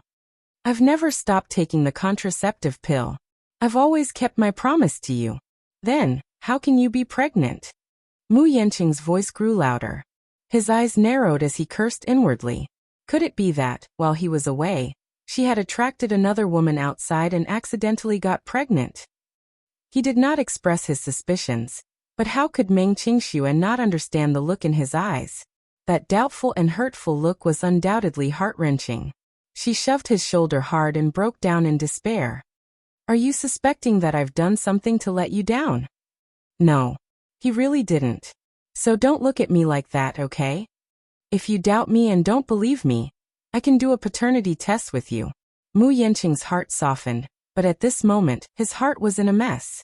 Even if he wanted to care about her feelings, he could not help it. He almost blurted out the next sentence, which was almost heartless. Qingxue, don't tell me that you used some unspeakable means to get pregnant with this child? Or did you secretly use those means to get pregnant with this child, so that you can blackmail me into marrying you grandly and live a carefree life as a rich madam? The medical industry under the Mu family's name was vast. Furthermore, they had a private sperm bank that belonged exclusively to the Mus. This was a confidential and forbidden area that kept the sperm of several generations of the Mus. Chapter 2147. When Mu Yanqing was 18 years old, he had already frozen a batch of sperm. When he was 24 years old, he froze another batch of sperm of even better quality. He could not help but suspect that this woman had paid a price and used some tricks to conceive his child through artificial insemination. However, it was no wonder that Mu Yanqing would suspect such a conspiracy theory. Being born into a rich and powerful family like the Mu family, there were countless schemes and schemes. It was not as if no woman had resorted to such means before, so he was no longer surprised by it. After all, being born into such a family, such things were not uncommon. Hence, it was only natural that they would suspect Meng Qingxue. At first, Meng Qingxue did not understand what he meant. She widened her eyes and stared at him innocently. Yanqing, what do you mean by that? Don't play dumb. You should know what I mean. Mu Yanqing suddenly laughed coldly. Don't tell me you're pregnant with my child through artificial insemination. Meng Qingxue was stunned. She was surprised that there was such a way to get pregnant. Moreover, what was even more heartbreaking was that the man she loved so deeply actually suspected her of such a sinister scheme. When Meng Qingxue came back to her senses, her face was already wet with tears. Her heart was in unbearable pain as she said aggrievedly, "You actually suspect me of having sinister intentions? Yanqing, it's been so long, almost 3 years. We've been together for so long, but you've never believed me, have you?" She had always thought that as long as she maintained her original heart, was sincere enough, he would be able to understand her good intentions for him. All along, she had never asked for anything from him. Even if she was sometimes in financial straits, she had never thought of using him. Yes, every month he would transfer money to the account, but that little money was only taken out as a last resort for daily expenses. Basically, he had never squandered it. Most girls of her age wore beautiful clothes, branded bags, and exquisite makeup. However, she was the only one who wore no makeup and dressed simply. Even if it was ordinary skincare products, she would save as much as possible. When she first stepped into the modeling industry, she had a few close friends. But ever since she got pregnant with him, they had drifted apart and never contacted each other again. She was like a lonely person, silently living in a place that he had forgotten. In order to live with dignity, she had long exhausted all her strength. She thought that by doing this for him to see, he would be able to see her true feelings for him, pure and without a trace of impurity. Who didn't dream of being rich and powerful? In the past, all of her sisters in the modeling industry had advised her to leave this fickle man and find someone else. With her qualifications, it was not a difficult thing to find a man who would love and care for her in the palm of his hand. However, she had never expected that her sincere efforts, which were unknown to the public, would not only fail to move his heart of stone, but also cause him to make such conjectures. If she had such a scheming mind, she wouldn't be in such dire straits. But why couldn't this man understand her heart? In the end, it was because he didn't love her enough. Therefore, he couldn't empathize with her feelings. Chapter 2148. Yanqing, I love you. In order to love you properly, I've stopped touching the things that you hate and dislike. I've worked hard to work part-time and earn money to support myself. I want to let you know that I'm an independent woman who doesn't covet your wealth. But my family isn't well-to-do. I came out into society before I finished my studies. Reality is cruel, and I can't find a decent job at all. Even so, I still fantasize about becoming more outstanding. Sometimes, I really wish that you were an ordinary man and didn't have such a good family background. At least, when I'm giving my heart to you, don't use such vicious thoughts to judge me. Meng Qingxue spoke from the bottom of her heart, as tears streamed down her face. Mu Yanqing's heart softened in the end. However, he was puzzled. If she wasn't coveting his wealth, what exactly was so good about him that she was willing to pour her heart out for him? Growing up in such a family like everyone else, he was incomparably insecure. Therefore, he was unscrupulous in climbing up the social ladder. This was because he understood that only power and wealth could give him a pitiful sense of security.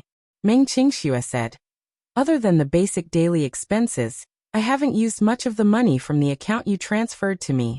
Of course, you don't have to worry about me being hypocritical and casting a long line to catch a big fish. You may think that I'm very greedy, but I'm not. I'm not. Please don't say such hurtful words again. I just want to be with you. Is that wrong?" The last sentence was almost shouted out hysterically. Mu Yanqing sucked in a deep breath of cold air and hugged her tightly. "Qingxue, I'm sorry. Don't say any more. I know." After a pause, he helped her to the sofa and sat down.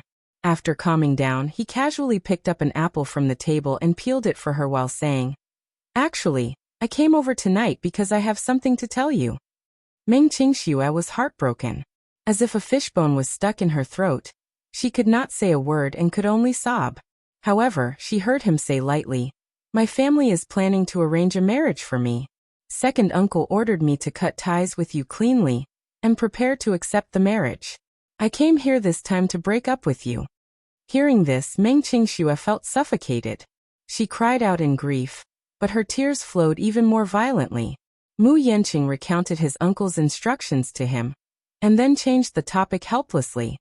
"But the truth is, I do have feelings for you. On the way here, I swore that I'd make a clean break with you this time. But when I came here and saw you, in the end, I was unable to bear it." Meng Qingxue's heart warmed at his words, and her face lit up like a radiant sunflower. Mu Yanqing's next words, however, plunged her into despair. Chapter 2149. In the future, if he's successful, I'll bring him back to the Mu family. You, on the other hand, may never have a proper status, but you don't have to worry about me mistreating you. I'll still promise you the glory and wealth that belongs to you. Second uncle's intention in arranging this marriage is to strengthen my power and support me to become the head of the Mu family. Once I become the head of the family, even if you give birth to a few more children, I'll still be able to bear the responsibility, let alone one. Don't worry, other than a proper status, I'll give you everything you want." Meng Qingxue leaned on him, feeling empty as she listened to him describe the blueprint for the future. Mu Yanqing calmed down at once. It was not that he did not expect the pregnancy. It was not that he could not afford to raise a child. His earlier agitation was just that he was not mentally prepared for it. The Mu family had always placed importance on descendants. Mu Linfeng originally wanted him to cut off all ties with Meng Qingxue, but if they had a child, things might be different.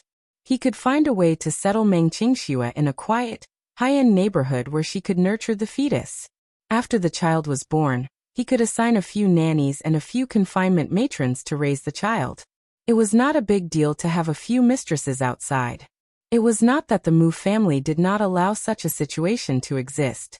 Moreover, as long as the family's descendants were capable enough, they would acknowledge it.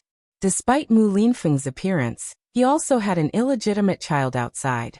It was just that the children under him were disappointing and could not be brought into the family. It was just that he did not want Meng Qingxue's existence to interfere with his future ambitions in any way. Mu Yanqing also promised her that, although she could not replace his fiancé status, as long as the child was born, they would still be like how they were now. He would often come to her place to accompany her and the child.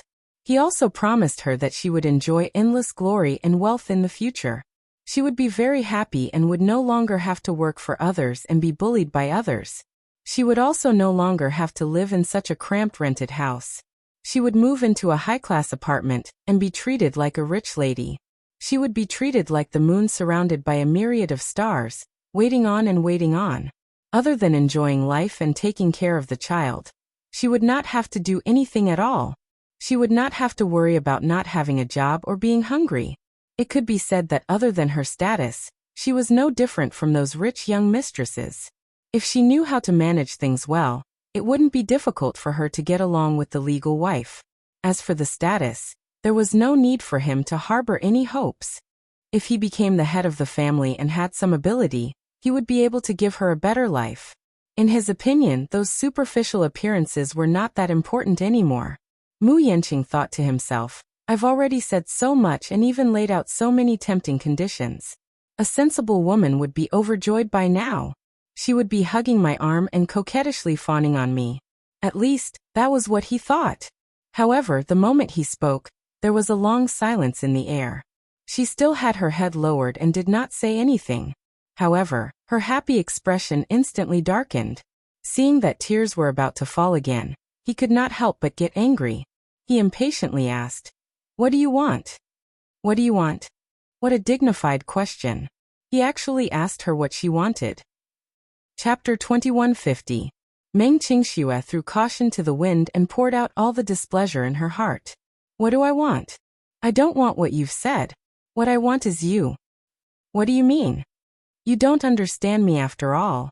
I don't care about glory and wealth. I just want to be with you. I want to be your legitimate wife.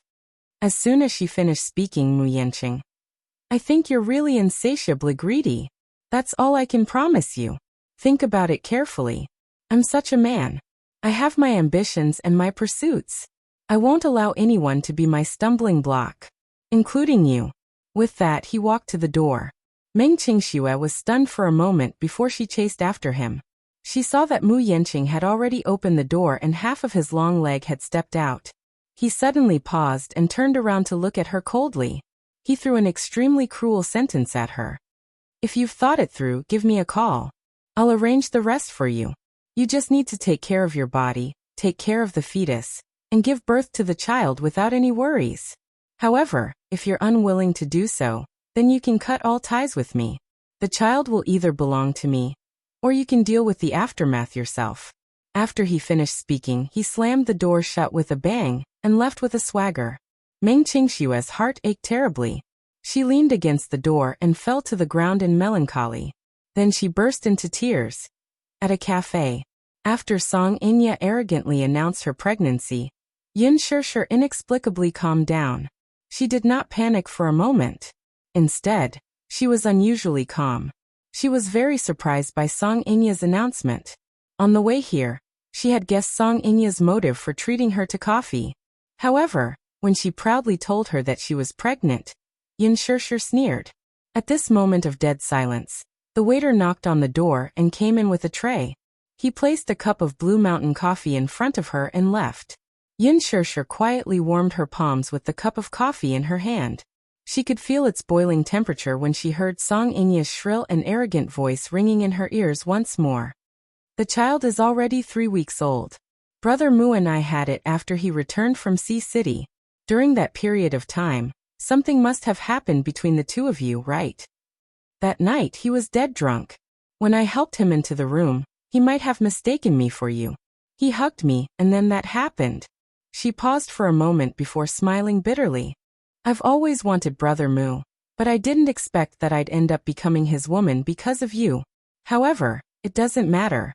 Even if I can't get his body or his heart, I'll be satisfied even if he gives me a child. She smiled so brightly and proudly. In Yin Shishir's eyes, it was incomparably glaring. Even though she forced herself to calm down, her mind was still a mess. Returned from Sea City.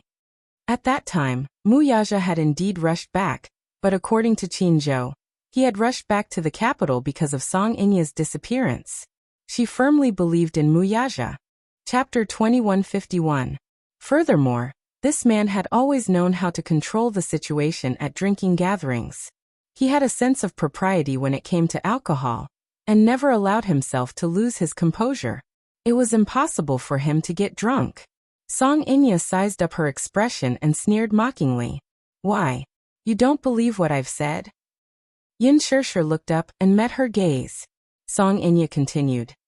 Do you not believe that I'm pregnant, or do you not believe that the fetus in my womb isn't Brother Mu's flesh and blood? Why should I believe you? Yin Shirshir turned to smile, but her face was unusually tense. Song Inya, I see that you don't have any other abilities, but you're quite capable at sowing discord. Since you're pregnant, why didn't you tell him? Instead, you came to me to fan the flames. Do you have ulterior motives? Yin Shirshir, I said that you're too inexperienced, but you still don't know it. I think you've never really understood men from the beginning to the end. Song Inya smiled and continued. Men have always been creatures who think for themselves. Oftentimes, biological impulses and primal instincts will overcome all rationality. Although Brother Mu is a very charming man, he's ultimately not a god. He'll also make some mistakes that men will make. Those I love him, so I have to believe him without hesitation. Things are just excuses to comfort myself. Do you think I should believe you just because you say that? Song Inya, there's a limit to how shameless a person can be. You're from a prestigious family after all, so you don't have to lower yourself like this. Yin Shirshir's cold gaze pierced into her. Song Inya chuckled and provoked. If you don't believe me, you can go back and ask Brother Mu. I don't think Brother Mu would deny it, would he? However, if you really don't believe me, I can show you the evidence. As she spoke, she took out a craft paper bag from her bag and handed it over.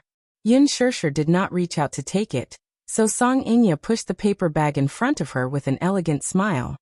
Why? Aren't you going to open it? Or is your confidence wavering now and you don't dare to face the truth? How could Yin Shirshir ignore such a provocation? She opened the paper bag, took out a few reports and skimmed through them. She didn't know how to read it. Then came the line at the end. Confirmation of biological parentage between W6829F and W1993D. This line of words was simple and easy to understand. This meant that they were related by blood. Yin Shirshir narrowed her eyes suspiciously and looked up at her. Without waiting for her to raise her doubts, Song Inya smirked and said coldly, You don't have to doubt the authenticity of this paternity report. It's stamped by an official hospital, so everything is based on evidence. If you don't believe me, you can take this report to the hospital to check if it's officially issued. If the child doubts me, I can just do it again. She appeared to be in the right, and was not afraid of any form of verification. This undoubtedly extinguished the confidence in her heart. Chapter 2152. Last night, due to the sudden turn of events, Muyaja seemed to have a lot on his mind, so he smoked quite fiercely. Later, when a few of his brothers came over, she took the opportunity to find a lighter in his coat pocket and stuffed it into her pocket. She suddenly sneered and took out the lighter. Ding! She opened the lid and lit it with a puff. She picked up the report with one hand and set it on fire at a corner. Amid Song Inya's terrified shriek, the flame suddenly jumped up and caught fire. Yin Shirshir threw the burning document in front of Song Inya in a dashing manner. Song Inya gasped in shock and hurriedly poured the warm milk beside her on it. Accompanied by spirals of smoke, the flame was slowly extinguished. You. After Song Inya calmed down, she glared at her and questioned hysterically. What exactly are you trying to do? You don't have to show me such things. Do you think that this can shake my so-called beliefs? Song Inya, don't take things for granted. You're too naive. Yin Shirshir coolly said this before she suddenly stood up and walked toward the door. Song Inya also stood up and chased after her aggressively. Yin Shirshir, I'm warning you. You won't be smug for long. Tomorrow, I'll bring these paternity test reports to the Muse to seek justice for me. For the sake of the child, the Muse will definitely arrange a marriage between me and Brother Mu. I'll see who'll be the one in a sorry state then. You're so smug now, but you won't be for long. Yin Shirshir's back paused when she heard this. She calmly turned around and said, Oh, then I'll wait and see. Her calm reply surprised Song Inya greatly. In order to have this child, she had paid an unimaginable price. During the difficult pregnancy, she had tried her best to adjust her body's condition. After the pregnancy was successful, she made some slight adjustments and flew back to the country without stopping. However, she did not look for Muyaja immediately. What was the use of looking for Brother Mu? She had used despicable means to obtain this child. Even if it was his flesh and blood, he might not necessarily acknowledge it. After resting for a while in a hotel in the capital, she went straight to provoke Yun Shirshir. Taking action from her would undoubtedly yield twice the result with half the effort. She had originally thought that when she told her everything, she might be suspicious. Therefore, she had prepared the paternity test in advance and was looking forward to throwing the report to her. Because of this, she would fly into a rage and rush home recklessly to cry and throw a tantrum with Brother Mu. She would vent her anger on him for all the grievances she had suffered. With Brother Mu's cold personality, it would be difficult for him to accept any doubts from the woman he loved deeply. The two of them would inevitably be estranged because of this. This was indeed a method to sow discord. She had set up a trap and was just waiting for Yun Shirshir to foolishly jump in and bury herself in it. After all, she had already brazenly provoked her. If it were any other woman, it would be difficult for them to remain calm. She did not believe that Yun Shirshir could remain calm. However, reality proved that Yun Shirshir was much more mature than she had imagined. Chapter 2153. Her carefree attitude made her turn pale with fright. Instead, it was her, the invader, who was flustered and unable to keep her cool.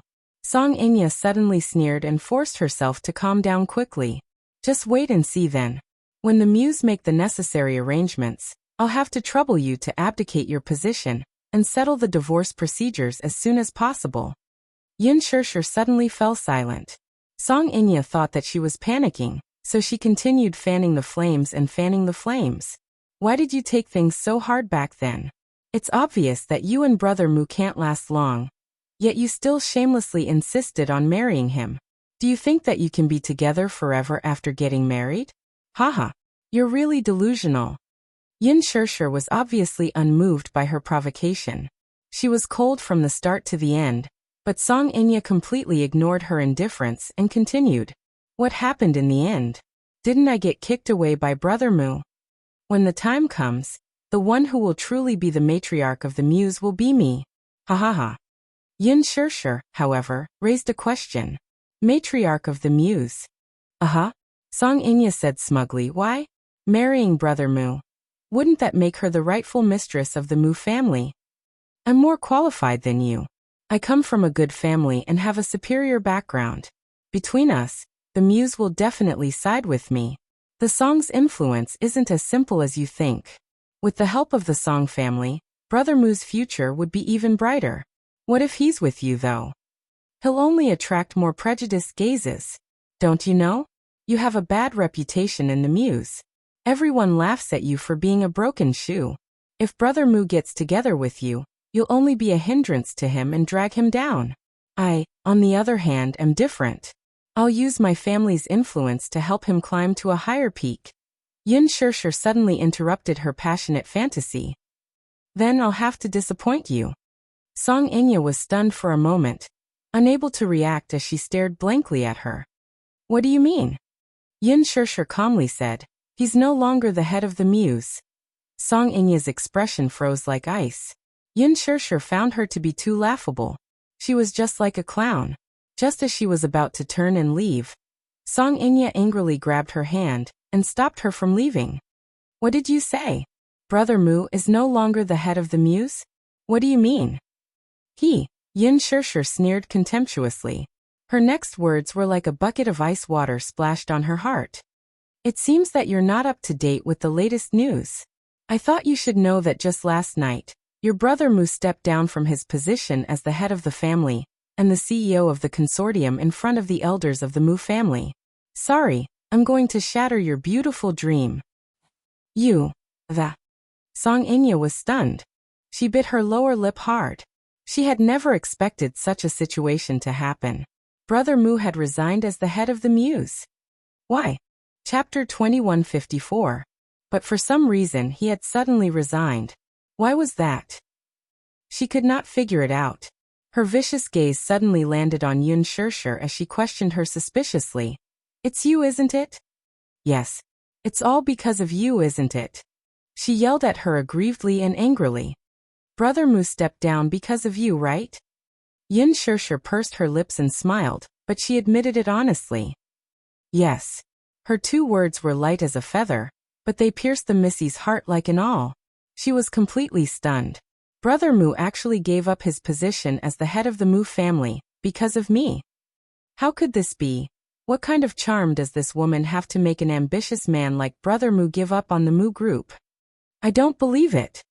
Why did it turn out like this? Song Inya still found it hard to believe. She kept muttering to herself, but she could not get an answer. Yun Shirshir kindly explained. That's because the Muse wanted him to make a choice between the head of the family and me. That's why this is his choice. Are you satisfied with this answer? Seeing that Song Inya was completely stunned, Yun Shirshir did not have the mood to entertain her any longer. She flung her sleeve aside and left on her own. The door was slammed shut with a bang. Song Inya fell to the ground weakly. Her eyes were blank as she looked haggard and lost her soul. Why? Yun Shirshir started the car and sat in it. She looked at the rearview mirror and saw that her face was a little pale. She tidied her hair, which had been messed up by the wind, but she still could not sort out her frustrated emotions. It was not that she did not trust him enough. She believed that this man, who was bold and responsible enough to give up his power for her, would never do anything to let her down. What kind of opportunity did he have to make Song Inya pregnant with his child? She had actually read through the report seriously. Because of her experience, she had some understanding of such matters. Generally speaking, it was impossible to fake a personal appraisal, unless one was extremely powerful. Only then would they have the ability to do so. Besides, Song Inya had already said that they could do another paternity test at any time if they wanted to verify it. She did not look like she was lying. She was really pregnant with his child. The results of the comparison showed that there was indeed a personal relationship between them. She did not know what kind of tricks Song Inya had used, but the thought that the Missy was carrying her beloved man's child made her feel as if she had swallowed countless fish bones. It was as if a fishbone was stuck in her throat, and it was extremely painful. She might not be able to be that carefree. How could Yun Shirshir not guess her niece's motive? She wanted to get pregnant with his child. She wanted to use her to sow discord between them, thus creating a gap between them and driving a wedge between them. Naturally, she would not allow her to achieve her goal just like that. However, there were some things that just couldn't be understood. She was not strong enough to control her emotions at will. Yun Shirshir took a deep breath, grabbed the steering wheel, and stepped on the accelerator. When she reached home and opened the door, she saw Mu Yaja sitting on the sofa with his head lowered, flipping through the newspaper. Chapter 2155. After returning from Xingyu Financial Group and reaching home, the 2 little lads said that their mommy had left in a hurry. He called her and found out that she was on her way back. After giving her a few reminders, he sat back on the sofa and flipped through the financial newspaper he had just bought. As expected, an entire day had passed, and there was no news from the Mu group. Perhaps the public relations department was preparing anxiously. Perhaps tomorrow or the day after tomorrow, the Mu group would probably send out an official announcement of his resignation. Mu Linfeng was probably in a terrible state now. Dealing with it in such a way could minimize the negative impact of this matter. This was what he had to worry about now. At this moment, he was probably gnashing his teeth in hatred. Mu Yaja heard the sound of the door opening, and saw that a certain little woman had finally returned home. He smiled and said, "Why are you so late?" Yun Shirshir stood at the door, but she was not elated by his usual greeting. She leaned against the door, and casually placed the car keys on the table. Thus, she leaned against the door and lowered her head, looking a little lonely and powerless. At this moment, her state could be described as gloomy. With her head lowered and her frown, Mu Yaja was also confused. He did not know what this little woman had gone through outside to come back with a stomach full of anger. But in reality, along the way, she comforted herself, but she still could not figure it out. Even in front of Song Inya, she was arrogant and merciless in her ridicule. But when she turned around and was alone, she could not comfort her state of mind. On one hand, she could stand in Muyaja's position and repeatedly tell herself that he would not betray her. On the other hand, when she thought about how Song Inya was pregnant with his child, she felt sad and even jealous. There was a part of her that felt unbalanced in her heart. At the same time, she felt greatly wronged. After all, think about it. Another repulsive woman used the fact that she was pregnant with her man's child to force her to abdicate. No one would be able to adjust their mood quickly. Given her conservative mindset, how could she have guessed that Song Inya had used her methods to steal the sperm to achieve such a pioneering feat of artificial insemination?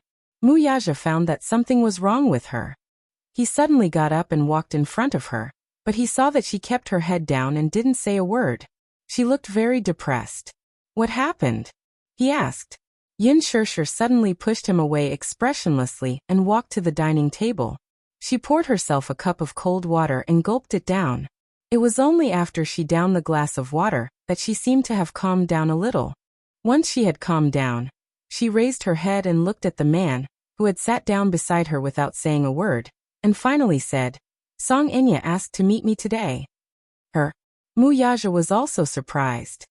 "She's back in the capital? Looks like you're not well informed enough." She didn't know why, but there was a bit of sarcasm in her words. It was as if she needed him to bear some of her unhappiness, so that she could feel better. Chapter 2156. I'm not in the company anymore, so I naturally don't get the latest news. Humph. Yin Shirshir used a single word to express her displeasure. Muyaja was not annoyed. Instead, as if dealing with a sulking child, he gently rubbed her head with his large palm and asked gently, "What's wrong? You're back and you look so tense." "How can I be in a good mood after meeting a B***tch?" She retorted self-righteously, but because of the man's gentle patience, the anger in her heart subsided a lot. "What did she do to you? Tell me about it." Yin Shirshir gripped the glass of water tightly and suddenly exerted force. Perhaps she exerted too much force, so much so that the back of her hand vaguely showed green veins. She blew on her head with a gloomy expression. Her shoulders did not move at all, and there was no undulation as if she was brewing. Suddenly she said, "Song Inya told me that she's pregnant." Song Inya is pregnant. Muyaja, on the other hand, was not too surprised by this. He merely raised a brow but did not comment on it as he quietly observed her expression. Yin Shirshir continued, "I thought it was fake, but she took out a paternity test report. It said there is a relationship between father and daughter." "Tell me what's going on." "A paternity test?" "Yes. This kind of report can't be forged, right?" Yin Shirshir waited for him to give a reasonable explanation. But after waiting for a while, the man rested his chin on his hand and lazily said, "Oh." "Oh." Yin Shirshir exploded. "What do you mean by, oh?" Isn't he surprised? Isn't he going to ask what's going on? Could it be that he knew about Song Inya's pregnancy? But under normal circumstances, other than the person involved, who else would know about this kind of thing? The anger in Yin Shirshir's heart surged up again, filling her chest. She couldn't calm down, and her eyes became red and swollen. She shouted at him angrily, "Aren't you going to give me an explanation?" Behind the wall, Yu and Xiao Yichen heard the commotion in the living room, and quietly hid behind the wall. However, it seemed like something troublesome was going on, and it was not convenient for them to show themselves. Hence, they could only hide behind the wall and eavesdrop. Muyaja suddenly chuckled. "I found out that you little guy can get jealous too." His tone, which was full of indulgence, did not extinguish the knot in her heart. Instead, it fueled her anger. "What are you talking about? Can you explain this matter to me?" She was not annoyed by Song Inya, but by this man's cold attitude. Yin Shirshir glared at him. Her eyes were filled with tears, but she held it in because of her stubbornness. This was clearly such a serious matter. Yet he was still laughing? He even used such a doting tone. Did he think that he could hypnotize her anger and calm her down? Yin Shirshir suddenly felt quite indignant, but she heard him suddenly ask, "Did she tell you that she's pregnant with my child?" "Yes." "Do you believe it then?" He stared at her seriously, wanting to hear her answer. Chapter 2157. Muyaja's heart warmed when he heard that. Then, in a gentle and charming tone, he asked her, "What other explanation do you want from me?" Yin Shirshir continued to pull a long face, stubbornly wanting an explanation. She pouted and said unhappily, "She couldn't have gotten pregnant for no reason, right? Could it be that the child in her stomach is a ghost fetus?" Muyaja suddenly reached out and pulled her into his arms. Yin Shirshir struggled at first, pushing him awkwardly and pounding his chest with her little pink fists. However, her weak strength was nothing to him. The man reached out his other hand and stopped her easily. Seeing that she was about to flare up, he suddenly said, "The child in her stomach isn't mine." "What?" Yin Shirshir's eyes widened in shock. Muyaja laughed. "You heard it. How is that possible? If it's not your child, whose child could it be?" She had burned the report in a fit of anger. If it hadn't been burned, she would have brought it back and flung it at his face, so that he could see it with his own eyes. "In the report she showed you, before the paternity was confirmed, was there such a sentence at the end? Excluding the interference of identical twins, close relatives and external help?" Yin Shirshir racked her brains for a moment, and suddenly recalled that there was indeed such a sentence in the report. Seeing her pondering expression, Muyaja smiled. "Do you remember now? Looks like you're not stupid after all. You know how to read that sentence." He teased her, but Yin Shirshir slapped his hand away. "And then? What does this sentence mean?" Muyaja said casually. "In other words, if she's pregnant with someone else's child, a paternity test will also show that we're related." Yin Shirshir was stunned. "What do you mean?" Muyaja flicked her forehead in exasperation and snorted. "You little fool. Now you know how to be quiet? You looked like a crazy kitten just now." He coaxed her with just a few words. After she calmed down, Muyaja told her everything from the beginning to the end.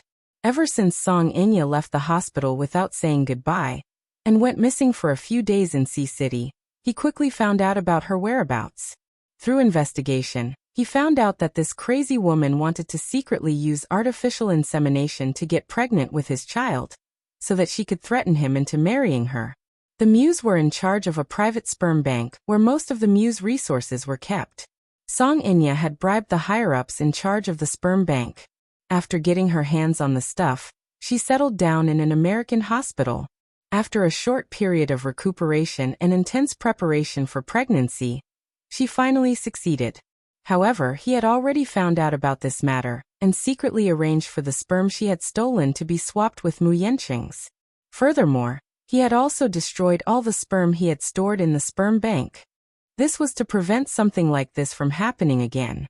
In fact, preserving genes was a common practice in the Mews. However, he had always scoffed at this kind of cooking. Chapter 2158. The reason why his sperm was kept in the sperm bank was because 7 years ago, Yin Shirshir wanted to be a surrogate for the Mu family. Initially, she had considered using artificial insemination. However, because her physical condition was not suitable for it, they changed the method. Muyaja just forgot to destroy it. It was all thanks to Song Inya, who reminded him that there was such a hidden danger. Hence this time he destroyed it all. However, the funny thing was that the quality of Mu Yenqing's sperm did not seem to be too good. Song Inya was completely in the dark and even suffered a lot in order to get pregnant. Test tube babies were very painful and costly. As the one who got pregnant, she had to suffer a lot. However, Song Inya did not hesitate and swore not to give up until she got pregnant. After a lot of torment, she finally succeeded. However, the funny thing was that the child she had tried so hard to conceive was going to disappoint her in the end. Although the paternity test report proved that they were related by blood, it was still because the child in Song Inya's stomach was his nephew. Oh. Yin Shirshir furrowed her brows thoughtfully. So that's how it is. Oh. Muyaja imitated her tone, and suddenly pulled her into his arms and ravaged her. Little fool. I wonder who was the one who was angry at me earlier. Now that you know the truth, your anger has subsided? His large palm could not stop ravaging and rubbing her face. Yin Shirshir knew that she was in the wrong, so she let him rub her face. It hurt a little, so she slapped his hand away and said angrily, I didn't know. How would I know that she would use such a shocking method to get pregnant with your child? How would I know that you've secretly replaced Mu Yanqing's sperm with yours? You didn't tell me any of this. How would I know? She felt extremely wronged. Yes, she was not calm enough, but any woman would remain calm and rational when faced with such conclusive evidence. She was angry and jealous because she cared too much about him. Her concern made her lose her mind. When the two little lads who were hiding behind the wall saw that the matter had been settled, they looked at each other in relief and returned to their room. Really? How old were they? This pair of clowns was still so worrisome. In the living room, Yin Shirshir was still a little angry. Song Inya had already come knocking on his door. Although he had received a satisfactory and reasonable explanation for the matter, he was still very unhappy about it. Are you jealous? He was half playful and half coaxing. His tone was gentle, but there was a hint of mischief in it. Yin Shirshir snorted and nestled in his arms. Her tone was rather coquettish. How would I dare? She's the little sister that you've always doted on. All these years, the one who's been by your side is her, not me. How would I dare to compare myself with her, and covet her position in your heart? Before he could finish his sentence, a strong sour smell assaulted his nostrils, making him choke. Mu Yaja didn't know whether to laugh or cry. It wasn't that he hadn't seen her jealous before, but it was the first time he saw her being so jealous. He rarely mentioned anything about Song Inya to her. However, this woman had heard about it from some unknown channel, so much so that she had a strong hostility toward his and Song Inya's past. Chapter 2159. Mu Yaja raised his eyebrows and retorted disapprovingly. Thoughts? What thoughts can I have? Yin Shirshir pouted at his nonchalant tone. She punched his chest again and muttered unhappily. I'm the one asking you. Can't you just answer me properly? The man asked shamelessly again. What kind of answer do you want? You. Yin Shirshir was exasperated. She crossed her arms over her chest and turned her face away, ignoring him. Seeing that she was really angry, Mu Yaja couldn't help but laugh. He had provoked her on purpose so that he could enjoy watching her get jealous over him. What she didn't know was that in his eyes, she looked so cute when she was so spoiled. This little fool had always been so obedient and sensible in front of him.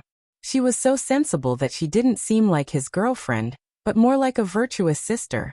The problem was that he wanted her to be like a beautiful and delicate princess, the moon surrounded by stars, high above the masses, elegant and charming. Women like to be a little willful. In front of the man they loved, they would be a little mischievous and aloof.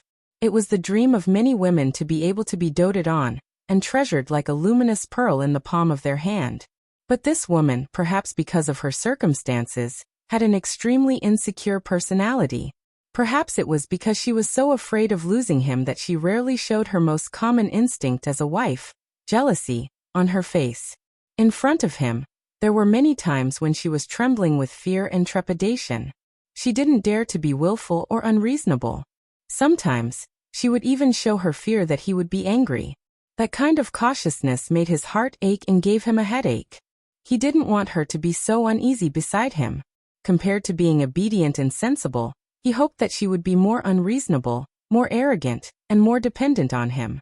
Even if she was really like those noble princesses, so what? It wasn't like he couldn't pamper her. The greatest love a man could give to a woman was to pamper her like a princess for the rest of his life. He reached out and pulled her into his arms again. Yin Shirshir snorted, obviously not wanting to bother with him. Even though she was pulled into his arms, she struggled a little. Her face was dark, and she seemed to be sulking. Mu Yaja couldn't help but laugh. My little fool, you're so cute even when you're jealous. She retorted in exasperation. Who said that I'm jealous? Mu Yaja didn't know whether to laugh or cry. Every expression on your face, every look, tells me that you're jealous. What do you think? She glanced at him from the corner of her eye, only to see him smiling playfully. Her face burned as if it had been doused with molten iron. She blushed in embarrassment, but she still stubbornly pouted. When did I? What jealousy? It's so weird. Be good. Don't let your imagination run wild between me and Enya. Mu Yaja had only said one sentence when Yin Shirshir glared at him with extreme sensitivity and gnashed her teeth. Enya. You call her so intimately. Cough. That woman. Muyaja hurriedly corrected himself. Yin Shishir's expression then eased a little. She suddenly muttered with lingering fear. Actually, I've been thinking, what if your plan failed this time? Chapter 2160. Muyaja furrowed his brows. He did not understand what she meant when she said that the plan had failed.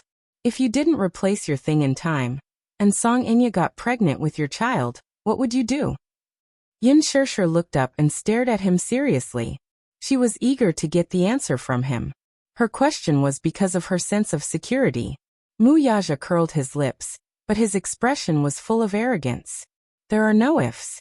If a man can't even control his own child, wouldn't he be a failure? What if you failed? It's better to be safe than sorry, isn't it? What if? She stubbornly wanted to know what he would do if he were in such a situation. Would he still be as carefree as he was now when Song Inya got pregnant with his child? Muyaja pondered for a moment, and then said without hesitation, I'll probably force her to abort the child. Abort? She stared at him with widened eyes and breathless eyes, feeling incomparably shocked. Abort? So cruel? Although she hated Song Inya and even loathed her, the child in her stomach was innocent. However, no one was surprised by his answer. This man had always been ruthless and cold. He would not leave any leeway for others. Such an answer gave her a great sense of security. To her, this was the best way to protect her. In this matter, Muyaja's choice was probably to minimize the harm to her. Even so, this man could be so decisive and cold at times that it made one's heart palpitate. Yin Shishir suddenly asked, That's your flesh and blood. Can you bear to abort it? Muyaja lowered his head and pulled her into his embrace. He playfully caressed her red lips with his slender fingers, pressing them a few inches before gently caressing them. When he was done, he gently lowered his gaze to look into her eyes. Suddenly, he lowered his head and gently sucked on the corner of her lips. Yin Shishir's red lips parted slightly. With a howl, she bit his fingertip. Her pearly white teeth rubbed against his fingertip and nibbled gently. However, she did not use much force, just like a kitten's bite. From his point of view, the woman sucking on his fingertip was a little too seductive, so much so that he immediately thought of another kind of extreme pleasure. Under such a visual impact, a certain part of him suddenly heated up. Even his body gradually became boiling hot. Yin Shishir coquettishly said, In the future, mind your own business. Don't create such trouble again. Just as her voice fell, Yin Shishir suddenly realized that her words seemed to have implied another embarrassing meaning. Her face instantly heated up. What do you mean by an acre of land? How could she not control herself and say such a dirty joke? He must have been a bad influence on her. When Muyaja heard this, he found it interesting and nodded. Okay, I'll mind my own business. Such a thing will never happen again. With that said, the man bent down and kissed her lips. After a charming and inseparable kiss, he hugged the back of her neck and pressed his lips against hers. He said seductively, My child can only have one mother. Chapter 2161. The man pecked her lightly before continuing. My child can only have one mother. It can only be you. Yin Shishir was extremely moved when she heard that. She smiled warmly and hugged Muyaja back. Her heart was warm, and under her emotions, she let out a heartfelt chagrin. Do you know? I'm indeed jealous of Song Inya. I'm jealous of her for being able to accompany you in your best years. I've been thinking that fate is really unfair. Why didn't I meet you earlier? How great would it have been if we had met earlier? Muyaja was stunned for a moment when he heard that. Then he laughed helplessly and looked at her dotingly. Gently tucking her hair behind her ear, he chided, Silly girl. Yin Shishir remained silent as she snuggled into her husband's embrace, feeling extremely sentimental. The man's gentle voice suddenly sounded above her head. We didn't meet too late. Huh. I'd rather meet you later, and be with you for the rest of my life. Yin Shishir's eyes flickered. She had not expected Muyaja to say such touching words. This was probably the warmest thing he had ever said to her, wasn't it? She could not help hugging him tightly. Her hands clutched at his collar as tears welled up in her eyes. Sure, what you have is the best version of me. With that, he carried her in his arms and slowly walked into the bedroom. 11 o'clock at night. The night was getting darker. When Muyaja walked out of the shower and sat on the bed, he saw that the screen of his phone was lit up. Just as he picked it up, his ringtone suddenly rang. It was a call from a number. He glanced at it. It was an unknown number, but it was not difficult to guess who it was. He immediately guessed who it was. Muyaja sat at the head of the bed and casually lit a cigarette. Then he calmly answered the call. Song Inya's helpless and choked voice could be heard from the other end. He was never one to drag his feet.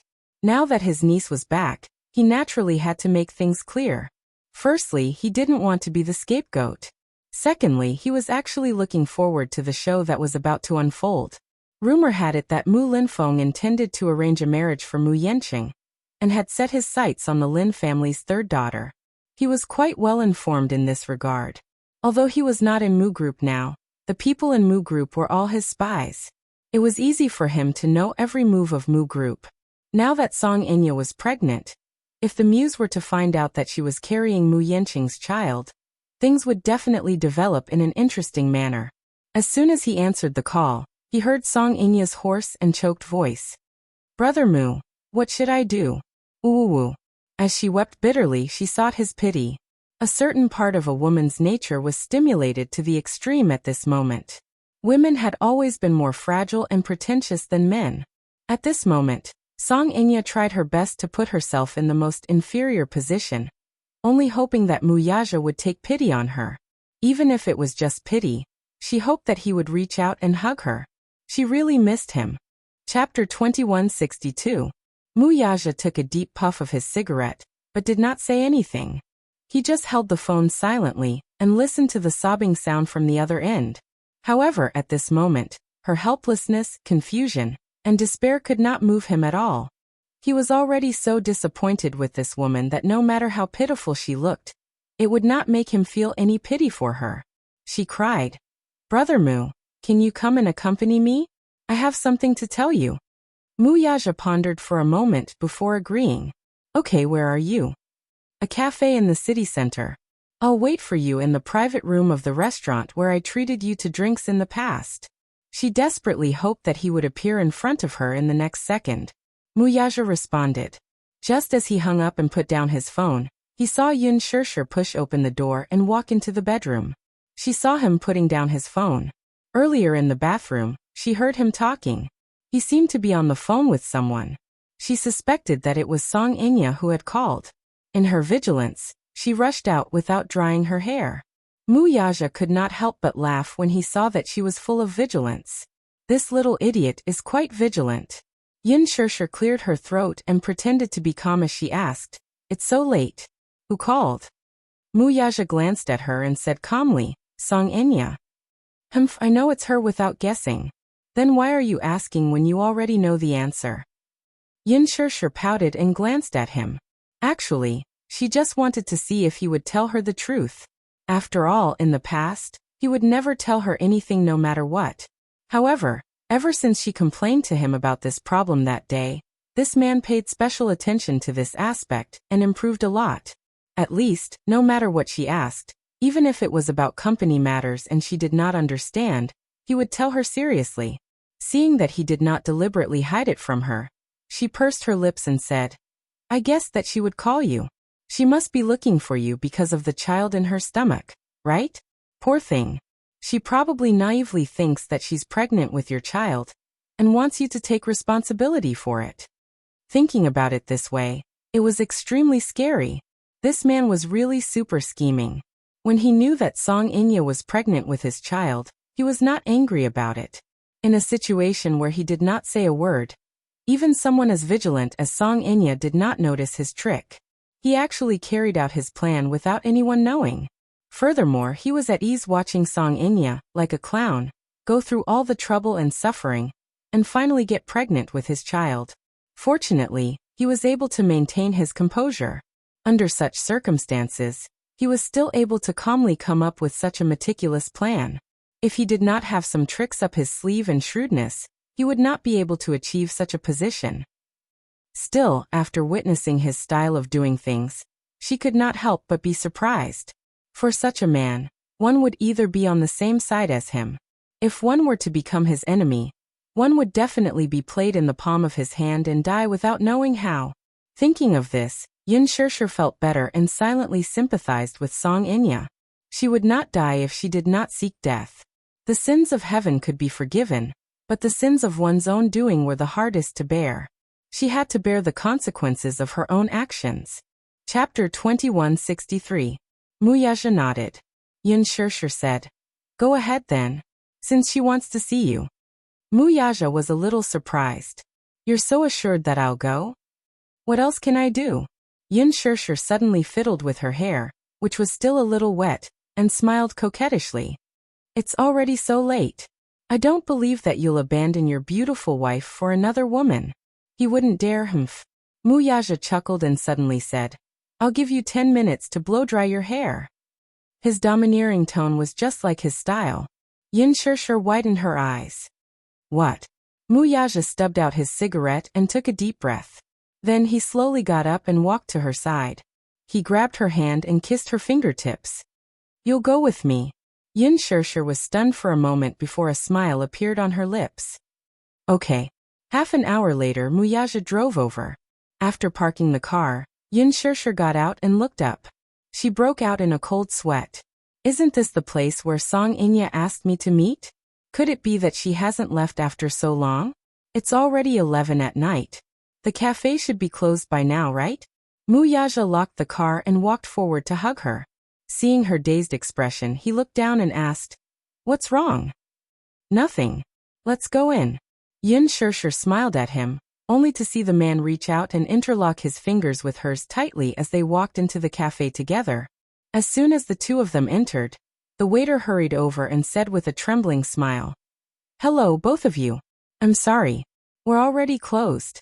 I have an appointment with someone to meet me here."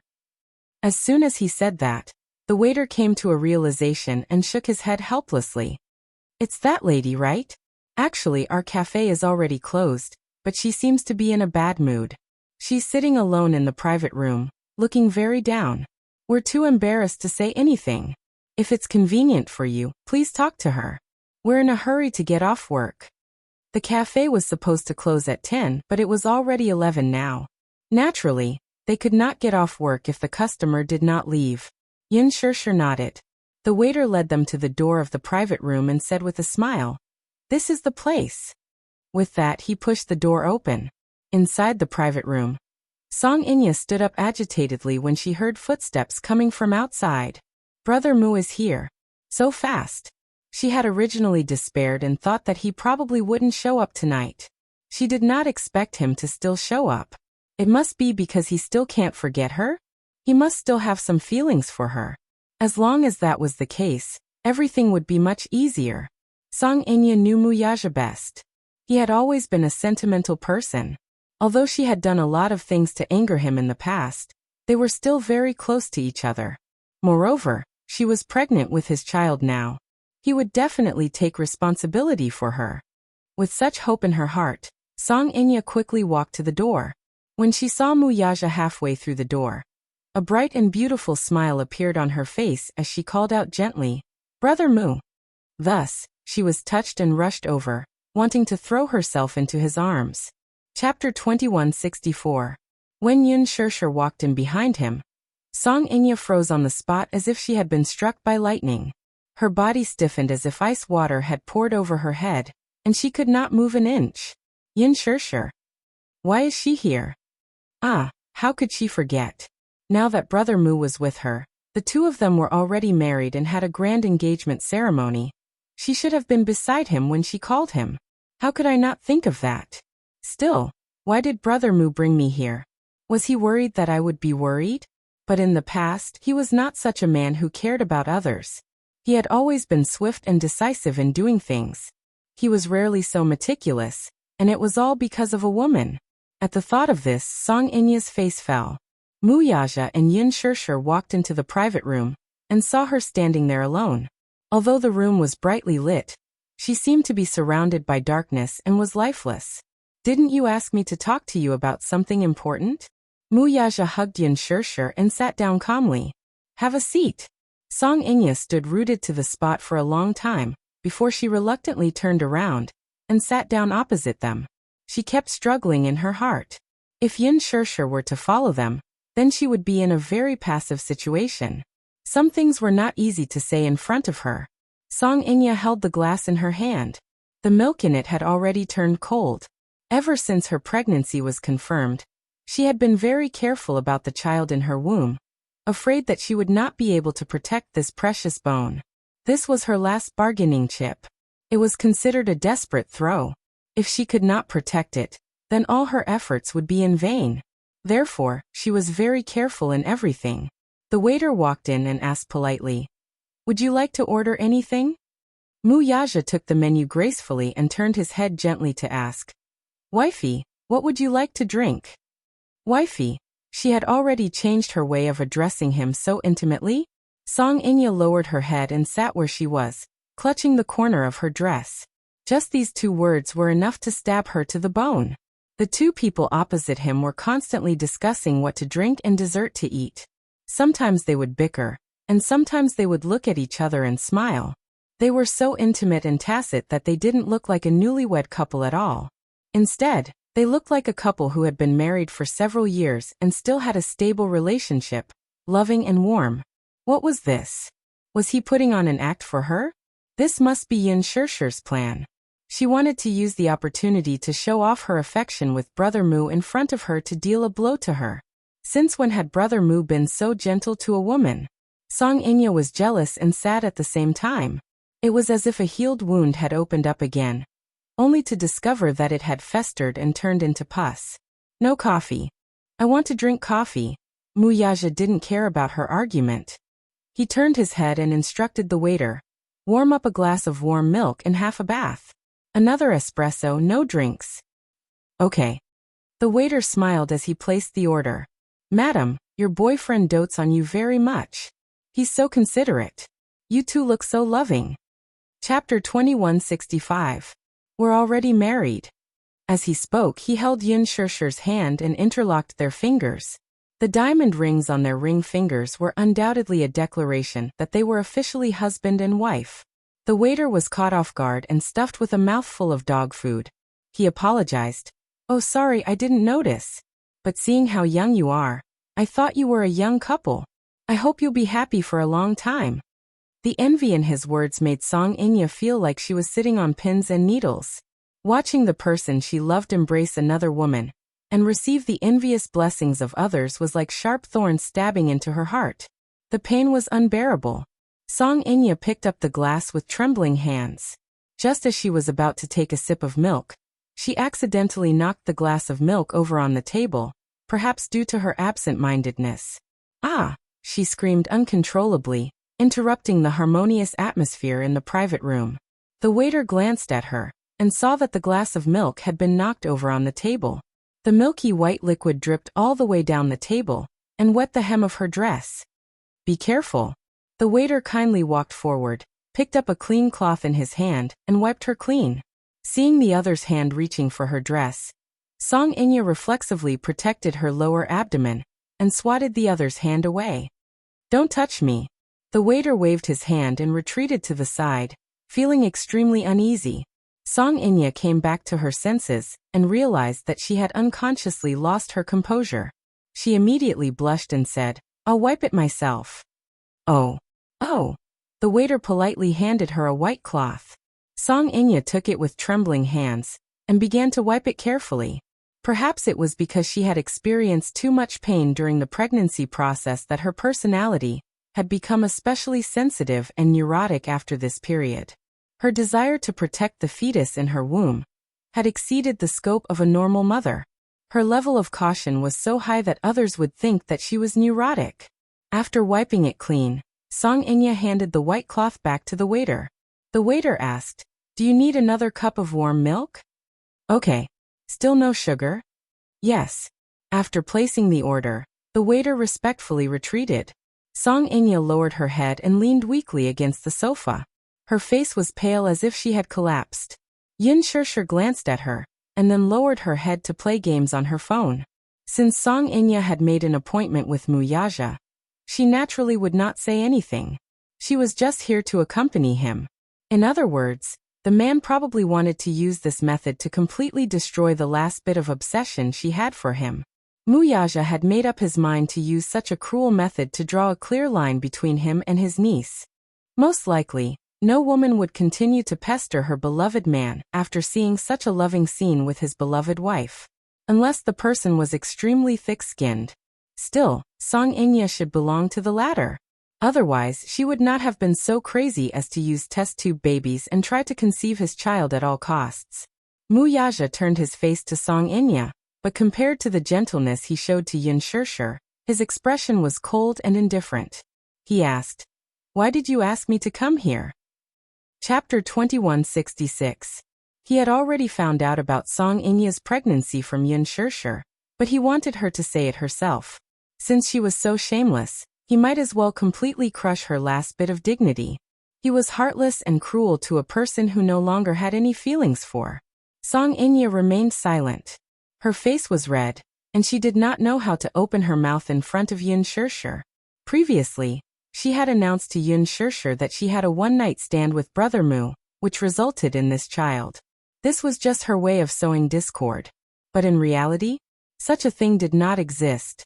She originally wanted to ask Brother Mu out alone, and use both hard and soft tactics, hoping that he would take responsibility for his child and give her an explanation. She also wanted to sow discord between him and Yin Shirshir. However, in front of Yin Shirshir, she really did not know how to smooth things over.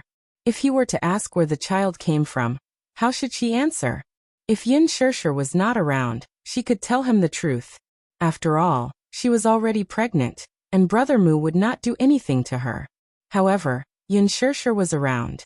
Did she have to expose the lies she had told before? That would undoubtedly be slapping her own face. Seeing her conflicted look, Muyaja lost his patience and took a cigarette in his mouth. He did not know if he did it on purpose or not, but he lit it. As soon as he lit it, the air in the room became stuffy. After 2 puffs, the room was already filled with smoke. Song Inya's nerves flared up all of a sudden. She lifted her head only to see the man sitting opposite her puffing away. Her heart was filled with grievances, and tears gushed out of her eyes at once. "Brother Mu, can you put out the cigarette? I am pregnant." Pregnant? Muyaja was not in a hurry to put out the cigarette. He watched expressionlessly as she covered her mouth and nose with a wary and disgusted expression. Instead, he found it funny. "How did you get pregnant?" Song Inya was at a loss for words, not knowing how to answer this question. Poor Song Inya, however, had no idea that the 2 men sitting in front of her had already figured her out. She was still trying hard to cover up the ugly things she had done, but in reality, Muyaja had already seen through her tricks. At this moment, they were treating her like a joke. Song Inya dared not take a deep breath. She covered her mouth and nose as tears streamed down her face. Choking on her tears, she confessed, "I'm pregnant with your child." "My child?" Muyaja laughed coldly and questioned her. "How did you get pregnant?" "I don't remember anything happening between us." His words were undoubtedly meant to embarrass her. However, since she had already said so, she couldn't care less about her dignity and face. Since she had already lost all face, she might as well tell him everything. She might as well be hysterical. She was barefooted, so why would she be afraid of Yin Shirshir, who was wearing shoes? Chapter 2167. I'm pregnant. No matter what method I used, I'm indeed pregnant with your child. Now the child is almost 4 weeks old. I hope you'll take responsibility for this child and me. As soon as she finished speaking, Yin Shirshir's face remained calm, but she sneered inwardly. This Song Inya was making herself sound so dignified. She actually wanted him to take responsibility. On what basis?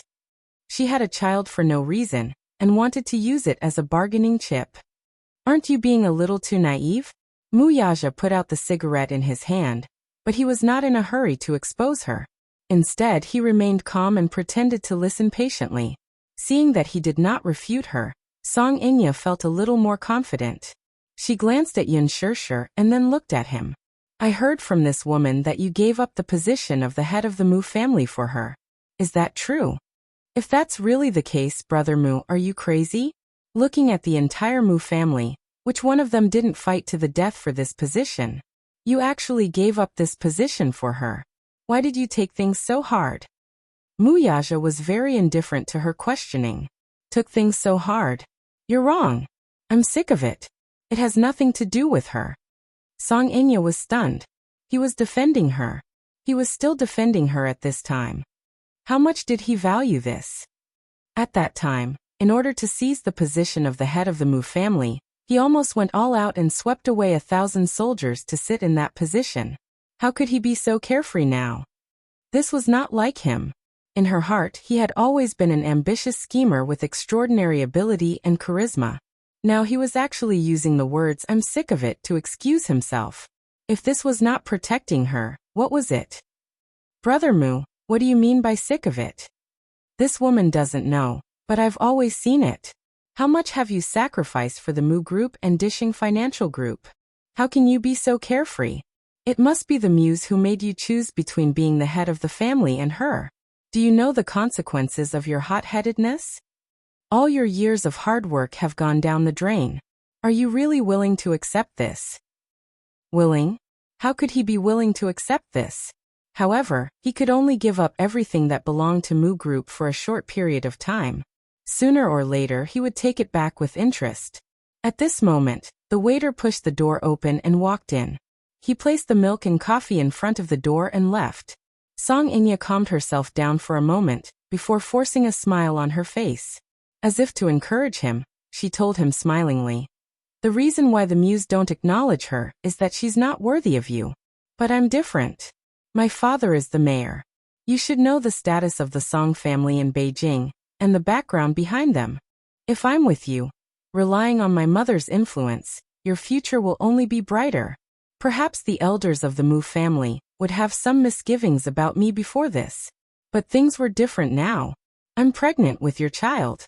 The child in my belly is a boy. As long as I give birth to a son for you, your position will only be more stable." Muchichi thought to herself.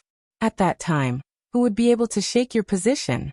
But if you're with this woman, she'll only drag you down. Chapter 2168. When Yun Shirshir heard this, she could not hold it in any longer and retorted sarcastically, "I don't think that a woman who would use unscrupulous means to blackmail someone with a child can say such words. Song Inya, don't be too self-righteous. I won't be a burden to him. You have no right to criticize me on this." Song Inya pointed at her hysterically and said angrily, "Tch, it's not your place to lecture me." Instead of getting angry, Yun Shirshir laughed and said mockingly, "It's not your place to lecture me either, is it? I'm warning you. If you have something to say, say it. Don't make me unhappy when the time comes and kick you into miscarriage." Her domineering and ruthless words made Song Inya shudder in fear. She subconsciously covered her lower abdomen and complained tearfully, "How dare you? Do you think I wouldn't dare? Do you want me to kick you for you to see?" As Yun Shirshir said this, she clenched her fists tightly. She had wanted to do this for a long time. If it were not for the fact that the child was innocent, she would have kicked the missy when she was pestering her earlier. Song Inya narrowed her eyes and sneered. "A woman's heart is the most vicious. Let Brother Mu see your true colors." With that, she looked at Muyaja and complained, "Brother Mu, listen to this. These are the words of the woman you've been protecting all this time. You actually want to harm me and your biological child. Who said that the child in your stomach is my flesh and blood?" Muyaja suddenly said this lazily. He stretched out his arm lazily and hugged Yun Shirshir's shoulder. It was a casual gesture, but it showed that he was protecting her. Song Inya's heart sank when she saw this. However, she soon realized what Muyaja had said earlier and shuddered. She immediately retorted righteously, "Brother Mu, don't you believe what I said? If you don't believe me, we can do a paternity test." Song Inya, do you really think that you can get pregnant with my child without my knowledge through artificial insemination?" Muyaja interrupted her coldly. His words were filled with mockery and contempt. Song Inya was stunned. "Brother Mu, what do you mean by that?" Muyaja took a sip of coffee and smiled, but his tone was so cold that it was almost cruel. "I think you probably bribed the higher-ups in charge of the sperm bank, so that you could get what you wanted. In order to achieve his goal, he was willing to do whatever it took. However, I'm sorry to inform you that while you were preparing for pregnancy, I've already sent someone to make a swap. Hence, you're carrying Mu Yanqing's child now. Her words had, without a doubt, mercilessly nailed the Missy to a bloody cross. She widened her eyes in disbelief as she stared at his handsome face with a ferocious and unfocused gaze. Her mouth was wide open, but she could not utter a word for a long time. After a long futile effort, she finally squeezed out 3 words. Impossible. Ha! Impossible. Impossible. She had meticulously planned this plan. To ensure that nothing would go wrong, she went through with the IVF surgery. Now he was telling her that the sperm had been swapped and that the child in her stomach was actually Mu Yanqing's. How could this be? Chapter 2169. Song Inya's body swayed. She felt as if the world had turned dark, as if doomsday had arrived. She wanted to cry, but she could not. Her mouth was wide open. Her shocked and dazed expression made her look as comical as a clown's, yet it was also filled with destructive despair. She clenched her fists, trembling. Almost hysterically, she cried out, "Impossible! It's impossible! I made sure that it was yours. That's why I went through with the operation. How could you have the chance to swap it? How could he have detected her actions? She had clearly done a very thorough job of keeping it a secret. How did he find out? Impossible." Mu Yaja's lips curled into a nonchalant smile as he lazily leaned back on the sofa, enjoying her despairing look. There was no sign of love on his face. Instead, it was a bone-deep disgust. "What kind of confidence do you have to think that you can hide from me and do such a despicable thing behind my back? Song Inya, it's time for you to wake up. If you continue to be so stubborn, you'll only make me hate you." The loathing in his eyes stung her in an instant. Song Inya stared at his piercing gaze. She felt as if all her bones had been smashed into smithereens. As if she had lost her mind, she kept muttering, "Impossible. Impossible." This man always had this kind of ability. With just a few words, he could beat her until she was riddled with scars and dripping with blood. But, thank you for reminding me that there was still a hidden danger. So, while you were undergoing the artificial insemination, I sent Minyu to personally supervise you and order someone to destroy the evidence. With that, he coldly curled his lips into a nonchalant and elegant smile. "Isn't it time for you to wake up from your dream?" Song Inya bit her lower lip hard as she broke down and cried out loud. She was not just awake, she was already in pieces. How could this be? How could this be? The plan she had planned for so long was actually shattered by him so easily. In an instant, she fell from a high place to the bottom of the valley, and was smashed to pieces. In a daze, she raised her head and saw Yin Shishi's calm face. From the beginning to the end, she was so elegant and calm, as if she did not care about such a conversation. That's right. Right now, she was like a high and mighty princess who was doted on by Brother Mu. Brother Mu gave his all to build a tall castle for her to protect her in. No matter what she did, she would not be able to hurt her in the slightest. How much did she yearn for such doting? She also wanted to be a carefree princess and enjoy the love of her beloved man. But, isn't it time for you to wake up from your dream? Mu Yaja's cold words were still ringing in his ears. Song Inya seemed to have gone mad all of a sudden as she stared fixedly into his eyes. Holding on to her last shred of hope, she demanded aggressively, "Brother Mu, I don't want you to take responsibility anymore. I really don't want you to take responsibility anymore. So please tell me. Don't be so cruel. Tell me that the child in my stomach is yours, right? Is it because you hate him and want me to get rid of him that you said those words?" What he said just now was just to provoke her so that she would abort the child on her own accord. "Is that so?" Mu Yaja said coldly, "Stop joking." Chapter 2170. Stop joking. These 5 simple words once again plunged her into a state of despair. Song Inya slumped into the chair, her body on the verge of collapsing. She no longer had the strength to speak. Tears streamed down her face as she cried helplessly, "Boo! Why are you treating me so cruelly? I just want to be with you, even if it's in a lowly way. What did I do wrong? Mu Yaja lit another cigarette and casually picked up the phone. Yin Shirshir glanced at him and suddenly felt that this man was really two-faced. There was a pregnant woman sitting in front of him, but he casually picked up a cigarette, lit it and started smoking again. Actually, she had never seen him smoke so much. Was he doing it on purpose? He always had this kind of ability to disgust the people he hated a little. After all, she was not his woman, and the child in Song Inya's stomach was not his child. Naturally, there was no need for him to have any scruples. If it were Yin Shirshir who was pregnant at this moment, not to mention him smoking, even if a stranger were to smoke next to him, given this domineering man's usual style, he would definitely kick the stranger away and ask him to scram. At this thought, Yin Shirshir was amused by her own imagination. What was this called? Protecting his calf. On second thought, what was this about protecting his calf? She wasn't his little calf. At most, this was called protecting his wife. What nonsense was this about protecting his calf? Just as Yin Shirshir was letting her imagination run wild, Mu Yaja had already dialed Jiang Qiming's number. He had long expected that Song Inya would look for him as soon as she returned to the country. At this moment, the Song family probably did not know that she had returned to the capital.